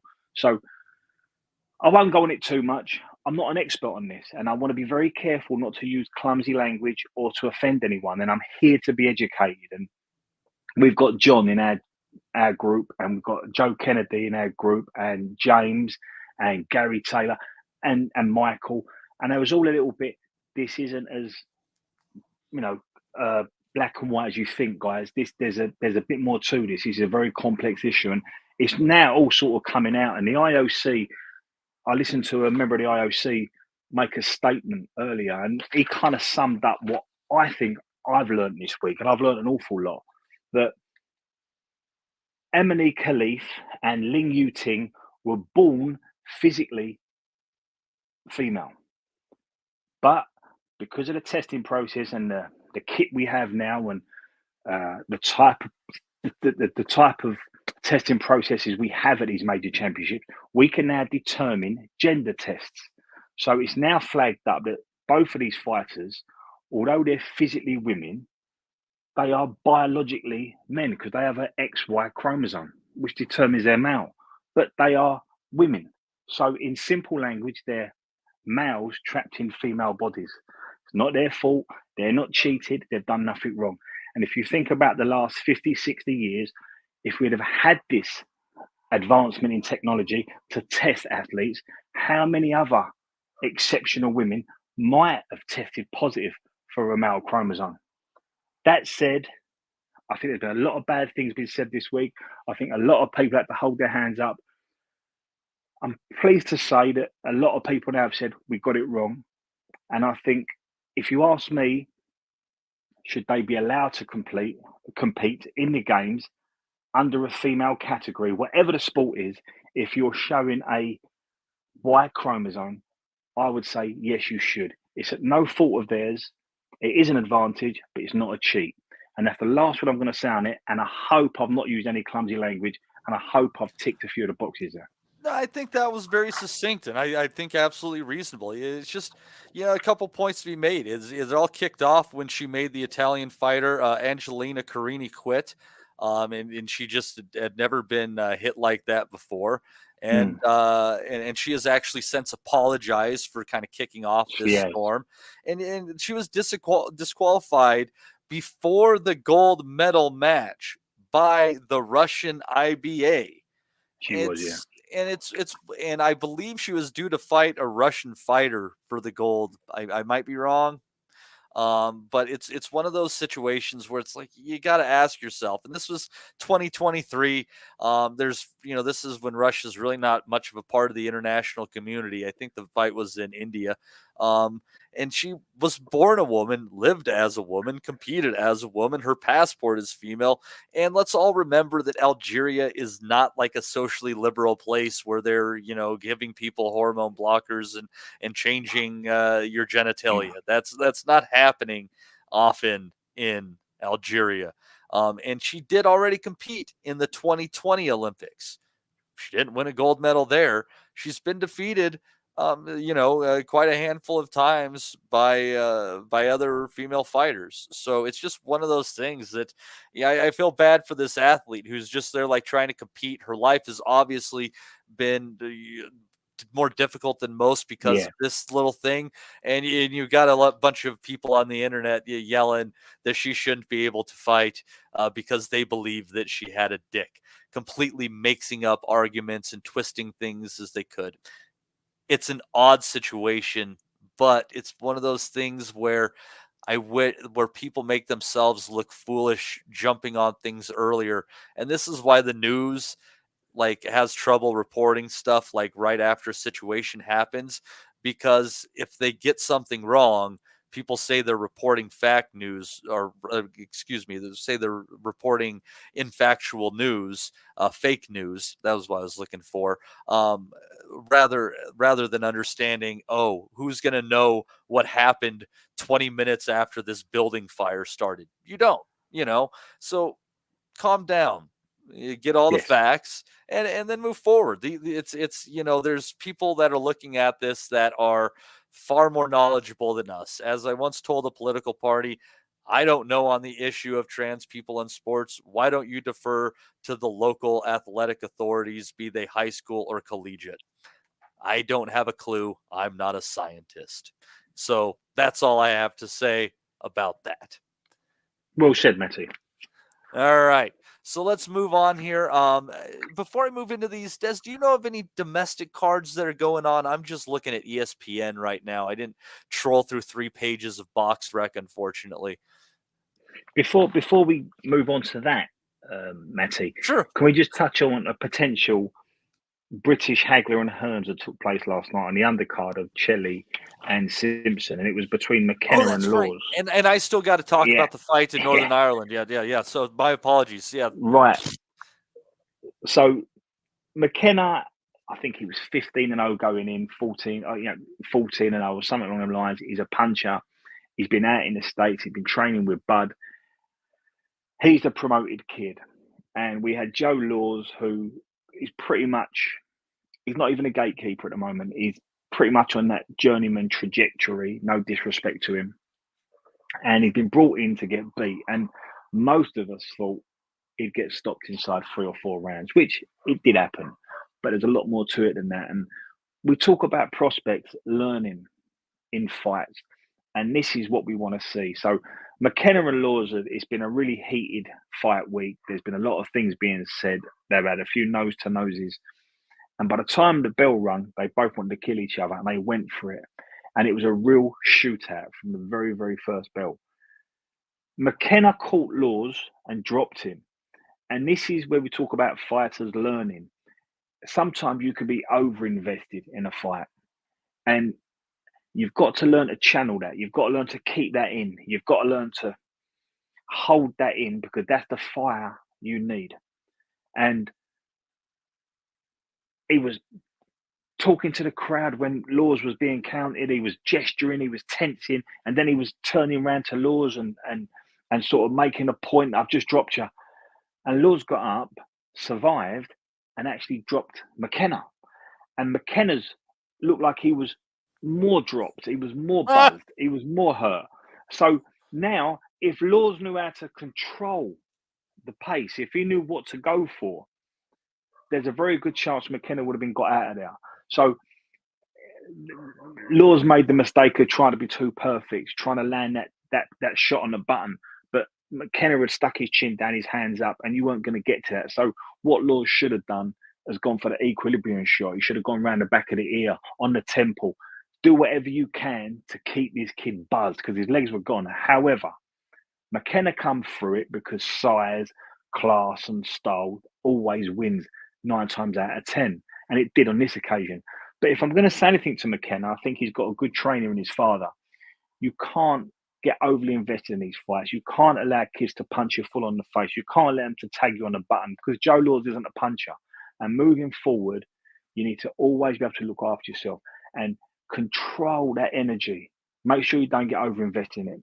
But it was a really good fight. It's up on a few websites. I'd advise, if you haven't seen it, go and watch it. It's 2.5, 3 rounds of brilliant fun. And it's a really good fight between two kids. But McKenna would have learned an awful lot from it. Sounds like a good time. I'm going to have to get on that one. So the only fight that I really caught this weekend was the fight in Northern Ireland, I think. Another McKenna, Tyrone McKenna, taking on Muhammad Mahmoud, and it was a pretty fun fight actually for a while it lasted. Mahmoud was like swollen really badly up around his eye, and it looked like if McKenna could just keep kind of using his jab, making short shots, he might be able to just keep going a few rounds, get closed out. But in the fourth, Muhammad just found a fantastic body shot that crumpled McKenna, and he was lucky to make it out of the round. And he started to kind of get it together, actually. He landed some shots of his own, but then in the next round, he got, he got cracked hard with another body shot, straight left, right into the liver, and he just could not handle it, and he was down for the count. He actually might have had a chance to survive that count if the referee had looked behind him and seen Muhammad just back there dancing 3 feet away from him and not being in the neutral corner. But that's kind of neither here nor there. It was probably just a matter of time. So righting that wrong from in this rematch, from what you told me, was a very, very controversial decision from a couple years back. Yeah, it was. And it's nice for Mamoon, who's not had a lot of luck in his career, who's not had a lot of opportunities, and the phone hasn't rung. And it's nice for him to get that on Friday night. We have somebody else on here. Who do we have this time? Who do you have? Ames, what's up, buddy? I'm good. How are you, Matty? I'm doing very, very, very well. This is a good time for you to hop on because I'm getting ready to move into the preview. So if you want to talk about your thoughts on this past weekend of boxing, we would love to hear the seconds out perspective from you, sir. I haven't picked up on. I've just kind of jumped on for the last kind of 10 minutes. So I missed obviously the Crawford Madrimov breakdown. I just kind of had my 2 pence here in, I guess. I kind of thought last night showed that the cracks will show in Crawford's game because of the weight disparity. And when you look at a potential Canelo fight in the future, you can see that there's going to be Crawford's skill, I don't think will can outweigh the weight that he's given up to Canelo. And I think you'll see that greatness be hindered because of the weight. And that's kind of like that'll be a bit of a shame, really, for me. If I was Crawford, if I was put myself in Crawford's shoes for a moment, I kind of have a hard think of that fight and say, look, that was my most difficult fight. But that's my most difficult fight because I had to fight within myself because of what maybe was coming back, because of the skill of Madrimov as well too, but because of the weight that he was at and stepping up to that weight. And I'd have to give that out further to someone like Canelo. There's definitely some fights you can pick up along the way, or fighters you can pick off, like the likes of, I don't know, like someone like a Gold Terrier, or maybe even Janabek at middleweight. If you go to middleweight, hell, even I put out a tweet earlier today and said, what's Golovkin doing? Golovkin's, obviously a faded fighter, but still carries great name power, and has said he's not retired and is always interested, and said he's interested in anything presented to him. Might they look to go that route and have a big fight in that sort of way and have one stop off at middleweight before you go to super middleweight if you do? But I think for me, Crawford has to ask himself whether, and he's chasing greatness and he's looking to do that, and you can't fault him for that, but whether you want to risk that greatness and risk that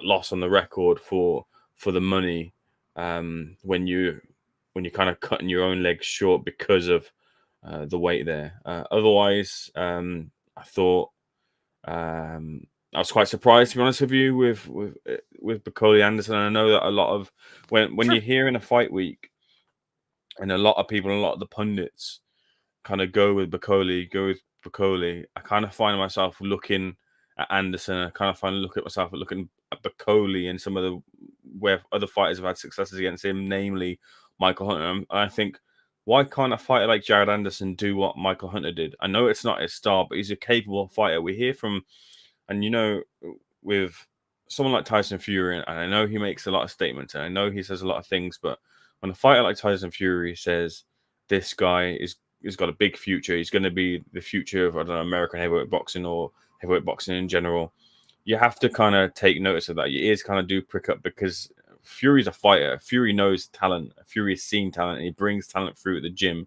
So when he says that, and it might be a little favor to Bob Arum all those years back or whatever, but for me, I kind of take that on board and I say, well, where's that guy? Surely that guy's somewhere. Are we going to see this against Bakole?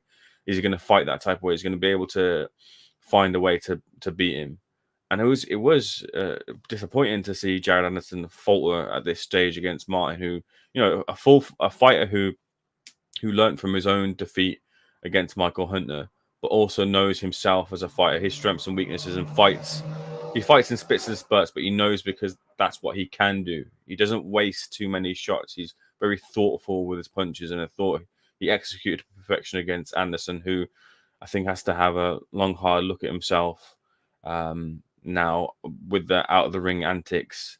The decision to change. I don't know if you guys have picked up on this at all. I don't know if it was picked up on the Zone, actually, because it's Sugar Hill in his corner, wasn't it? I don't know if Sugar Hill, I didn't hear what Sugar Hill's instructions were, but that, for me, would be the wrong type of game plan to kind of be that seek and destroy Sugar Hill sort of style going against Martin Bakole. I think they needed a bit more nous heading into that one. So it was a little bit disappointing. Miller versus Ruiz, I thought Miller's style and the way he comes forward would be food and drink for a Ruiz Jr., who, if he's any of the Ruiz Jr. on the come up, the one that was hungry for success and hungry for the opportunity against AJ and executed perfection against AJ, he should surely find the holes. He should surely find the opportunity to find the crack in Miller's chin and counter off of Miller, because there will be so many opportunities to counter off of Miller because of the way he throws with reckless abandonment of points. And I was disappointed that Ruiz couldn't find that mark, or couldn't really put a dent in Jarrell Miller. And it was Jarrell Miller who kind of came through with, I know it was a draw, but a lot of people kind of rooting for Jarrell to get that nod. I think they've got to run that back. And I think Ruiz is kind of maybe got to think about how he carries his weight, and if he can afford to put on the weight a little bit more to return back to some of the form that he had when he was coming through. Otherwise, he's going to be a bit flat. He's going to be a bit of a shadow of what he was able to produce and perform. Those are kind of my overall thoughts of what I saw from last night, mate. All right, great takes. I appreciate that very much. Now, I was just asking Des, are there any domestic cards going on this week that we should know about? Other than the one that with the oh wait, that's next week. So yeah, are there any domestic cards we should know about this week? Not that I know about, but Ames might be a little bit more hands-on than me. Not that I know about, though. Ames, anything on your radar? Are you making it out to an event this week? No, unless I'm forgetting anything crazy. I think Denzel Bentley fights the weekend after. It was going to be Catch or Prograis. That's now cancelled for the 24th. Some promoters were earmarking the 31st as a fight date, but I think because KSI was fighting on that fight week, they got spooked and decided not to go on the 31st. But I think the interest this coming week will be on the Olympics as opposed to anything, unless I'm missing anything in particular. I'll have a quick look, just double check, but I don't think there's anything else domestically on these shores. Okay, well, let's see here. They got a couple of cards going on here stateside. We'll go with this one first, and then I'll see if I can uncover the undercard for the other one. I was almost thinking about going to this one. It's from the Denver airport to the Albuquerque airport. It's about 45 minutes in the air. It's basically freaking nothing. And that sure as hell beats a 7 to 8 hour drive. But this is an interesting card with some good prospects we have on there that are on our radar.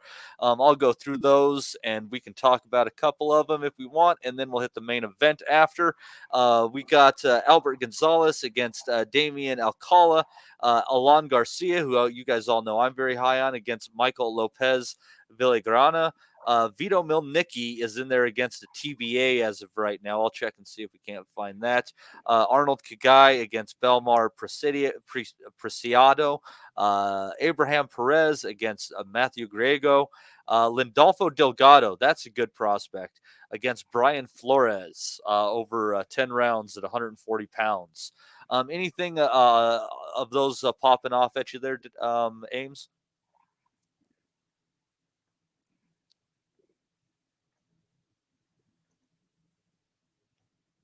Ames, are you there? Did you go? Huh? Are you muted? Des, why don't you go? Was there anything on there that caught your ear? No, nothing there at all, mate. You're the expert on them cards, I'm afraid. Nothing there jumps out at me. Well, let me try to hit the old box rec on that one, because Delgado is he's a good fighter. He's a real puncher, and like I said, I'm really high on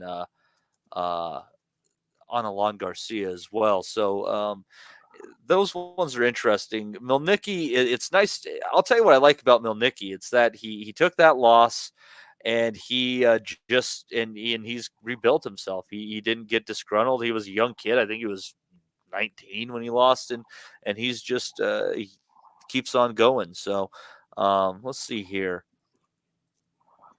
Delgado is fighting. Did you say Flores was boxing Delgado? Yeah, so that's an interesting fight. That's a good fight. That's a really good fight. Yeah, Flores is 26-0. I'm trying to think if I can remember him. Let's see who he's fought here. Brian Flores, Jorge Abel Bermudez. I don't know if that was in Juarez. I don't think I've seen. He beat Shenard Bunch last year, who was a decent fighter by a split decision. Yeah, that's a decent and W. Delgado can punch as well.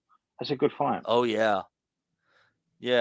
And Delgado absolutely can punch. He was on the card in Arizona, the Wilson Valdez card. That's where I see him. That's where I see Delgado. Yeah, he's Yeah, he was on. He had a few UDs there, but he's gotten knockouts in his last 2 fights here. That'll be an interesting one. Yeah, that's a good fight between 2 prospects right there. And then let's see here. Actually, the Abraham Perez Matthew Grego fight. That's a fight between 2 undefeated flyweights here. Again, it's got, I think, the USBA belt for whatever that might mean anymore on here. No real names on his resume. So yeah, so yes, you have a couple of support with a couple somebody's O's gotta go fights on there, and it looks like they're both kind of looking for a good opponent on their resume though. So that's could be a good one too. I mean, if they're coming to fight, that could absolutely be a good one. And on that, on topping that bill with Flores and Delgado is Luis Alberto Lopez, who we've seen over here. Yes, he's fighting Angelo Lee, isn't it? Yes. So yeah. Yes.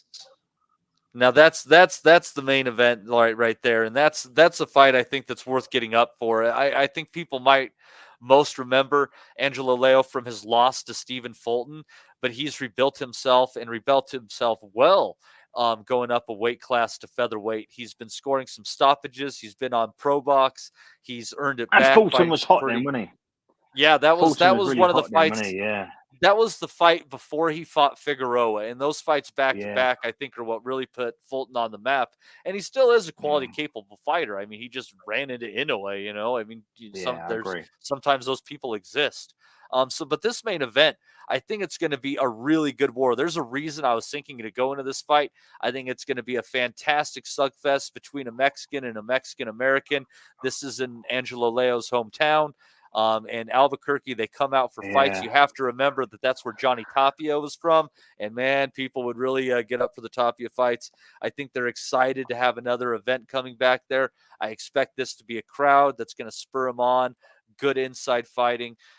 Des, I expect this to be a war. Am I right in thinking that Albuquerque is like a little Mexican colony within America? Is it very similar to being so New Mexico is on the Mexico border. It's directly south of me in Colorado, and there's settlements there that actually predate the landing at Plymouth Rock. There have been Spanish colonies there for a very long time, and a lot of that was around the time, as you know, when they expelled Jews from Spain. And there's this very interesting group of people in southern Colorado and northern New Mexico who speak a very specific tongue of Spanish. Really? And test positive, especially if they stay in their community, for having high levels of Jewish blood. Wow, fascinating. Yeah, so fascinating. That's your history lesson. So that's what I know about Albuquerque. And that was, did you say it was Johnny Tapia's hometown? Yes, sir. Yeah, so it's a Mexican hotbed, and you've got a really good main event there. We like Luis Alberto Lopez because we've seen him over here. He was the kid that beat Josh Warrington, wasn't he, on a split, and then he beat Michael Conlon as well, didn't he? He beat two of ours, one after the other. Yeah, and then he beat Lee Wood and then lost to Lee Wood in the rematch.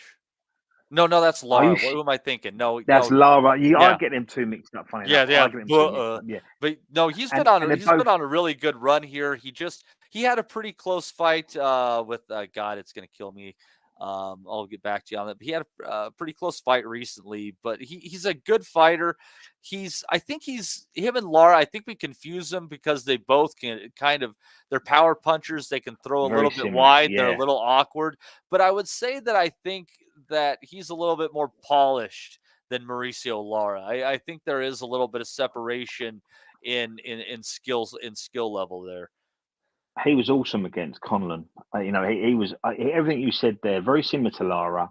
He was unorthodox. He threw very powerful shots at different angles, difficult angles. I get them two confused as well, Lopez and Lara, and it's easy to do. Yeah, I mean, the fight you're talking here, it wasn't Ray Abe, was it? No, it kind of been. I can't remember. Gabriel Flores Jr.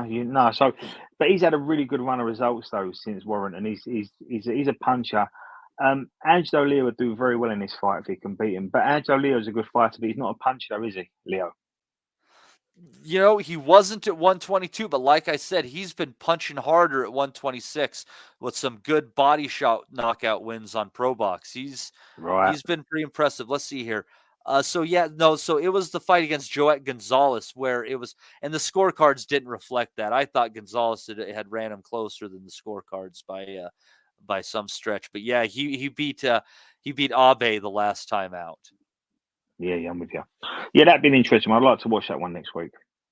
Yeah, I mean, Angelo Leo right now, he did get against Eduardo Baez. He went the distance last time, but Baez, he's another guy who's been in with some really good fighters. He's difficult, but he knocked out Nicholas Polanco and Mike Plania on Pro Box events in the last year and a half.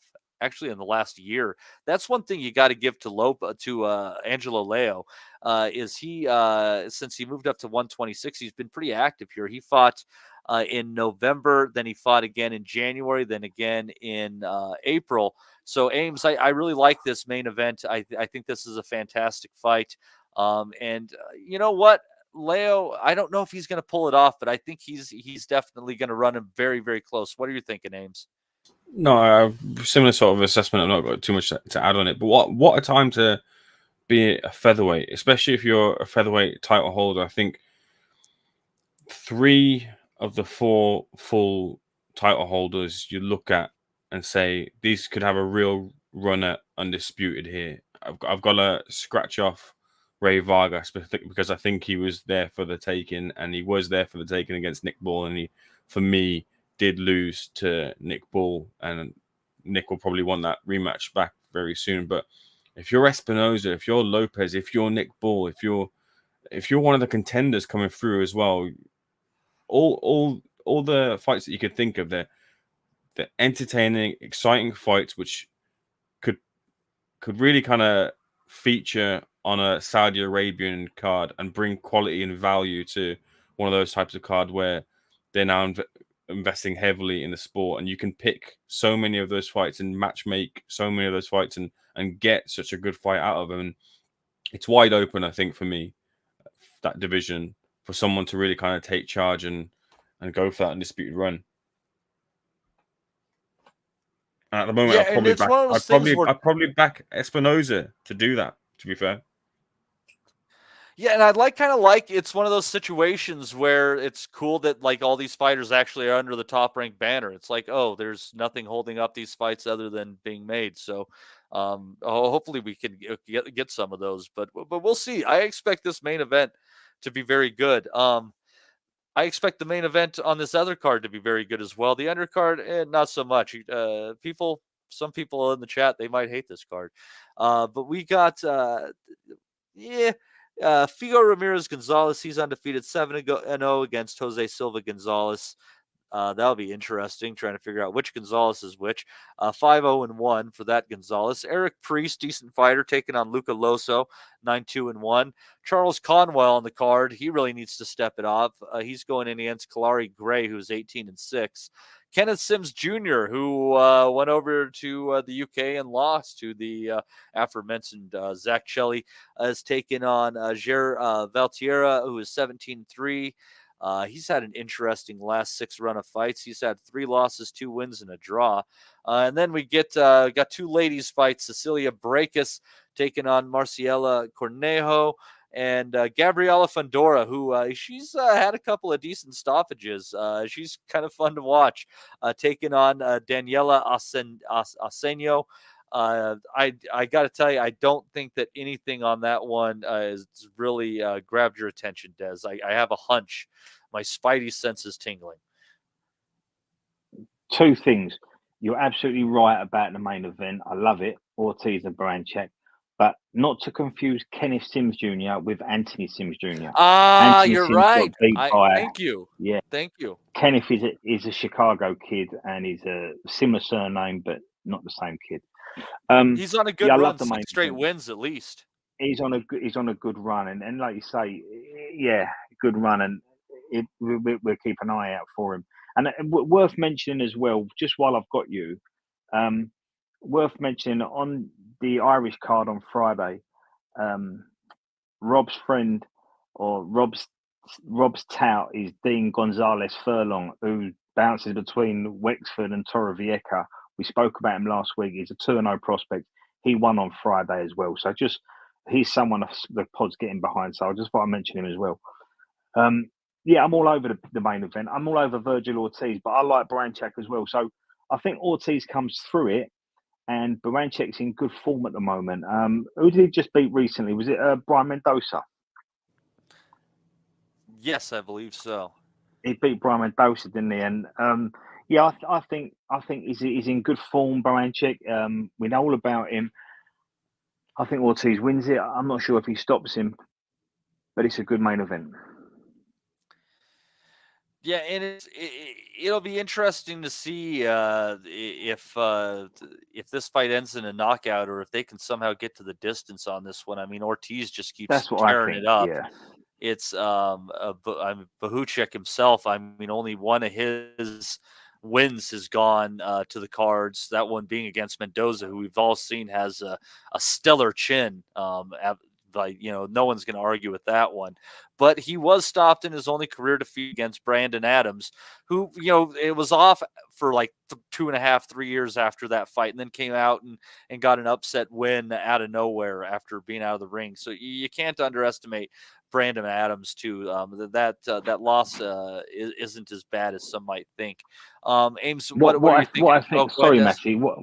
What I think there is, it'd be interesting to see, much like we saw a slightly different version of Madrimov because he was going against Crawford, and maybe Crawford slightly tweaked his approach because it was Madrimov. It'd be interesting how Ortiz goes against Baranchak, because Baranchak is a puncher. So it'd be interesting to see what type of Ortiz we get. Yeah, it's actually having to make the weight. This is, for that title that Bahuchek picked up as well, Ames. So this is a meaningful fight, and Ames, I'd be shocked if this isn't a war. For me, it does. I think both of the main events in these cards this weekend, for whatever they lack, I think these are going to be exceptional fights. What are you thinking? Yeah, just quick side note. I think Brandon Adams is back. I think he had a career kind of hiatus. So I was actually scheduled to interview him this week, so I would have had a good chat with him about his career. Let me just pull it up quickly. Yeah, he kind of returned back to the ring early this year, and I think he's in some sort of tournament now. I can't remember the name of the promotion they put. I think it's Overtime Boxing, actually. Oh, okay. Oh, yeah. He was part of that. Yeah, they're so he should be on another card like in a month or so. Yeah, that's right. And he was a very capable fighter. I remember when he fought Charlo, and look, Charlo won the fight, but he's one of those fighters where even at that top level, you can make a fighter as skilled as Charlo, as capable as Charlo, look bad in spits and spats of the fight. And I always thought he was a bit of a banana skin for a potential prospect coming through who maybe wanted a test, but a matchmaker might have bit off a bit too much than they can chew by picking Brandon Adams, a bit of a double-edged sword for him because he is such a good fighter. Maybe now it'd be a bit of a scalp for a couple of fighters coming on the way through, as Adams has had that, kind of hiatus. But I think he said it was kind of politics and things that had kind of really stifled his career the last couple of years. He won that reboot of the Contender tournament, didn't he, against in the final against Shane Mosley Jr. And I guess he just never kicked on. Had it been a few years back, or many years back now, the original kind of iteration of the Contender, he might have had a bit more of a boost behind him, because those fighters were, I think they were almost like household names back in the USA. As difficult as that is to be now these days, I think they definitely had a lot of backing when Stallone and Sugar Ray Leonard were on that sort of show. But yeah, I mean, the main event of this one, Virgil Ortiz, can't fail to be a war. You absolutely back kind of Virgil Ortiz to have too much of a war and too much in the locker for Sergey Bohachuk. I just always have in the back of my mind and I don't think it'll appear in this fight, but when it comes to Virgil Ortiz, him and the rhabdomyosis diagnosis, and it's kept him out a couple of fights. It's kept him out. I think he's had to delay or pull out of fights, or things of that sort of nature have kind of made him miss a couple of opportunities. I just wonder when that will show itself on a fight night. I don't think it'll be tonight, but I hope something like that diagnosis, that condition won't cause him to not fulfill his potential, because he's a cracking fighter. Good guy outside the ring too, different character outside the ring too as well. But yeah, I expect him to come through Bochuk, possibly stopping him mid to late. Interesting. Very, very interesting. Well, it's going to be a heck of a card, and whoever wins this fight, should Crawford not even have a chance at Canelo, or maybe one fight in between, they're definitely in the Crawford sweepstakes. So this fight is tremendously meaningful, and it's going to be two guys who can really throw down, and I think it's going to be who can hold a punch better at the end of the day, and we will find out this Saturday night. Now, I know, let's see, because my good buddy Jay went through the effort to do all this, I know you guys avoid the value of the week, and even though I have no one else on here to discuss it, if you guys want to hop off, I will just go through the nominees and leave it at that, because I don't want his hard work to go unnoticed. Or you could just stay silent in the background and say nothing at all. That's your choice. Matty, yes. I don't leave people behind, mate. I'm here with you. Don't worry. Okay. Don't worry. You guys hang back. I won't ask your opinions and have you burn any bridges. But let's see what we got here this week. Let's kick it off with the video. And I was rushing this week, so I haven't even had a chance to watch this. But let's see what we got here. It's the Gad. God only knows. The king of the world for a long time. He's also got the face of a young Marlon Brando as well. He looks like Marlon Brando. I mean, I had this chat with Colin Hart several times, the great Lord Hearts of Harrow, as I call him, Colin Hart. We reckon he looks like Marlon Brando.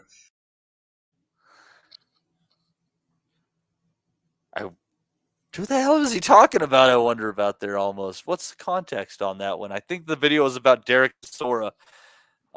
If God thinks that Derek Chisora looks like Marlon Brando, I worry for him. His vision is obviously failing him. He could have glaucoma. It could be worse. He might need to smoke some pot, Gad. That's good. Let's see here. The Italian fighter after she got her ass kicked by maybe you never know, future podcast Imani Khalif.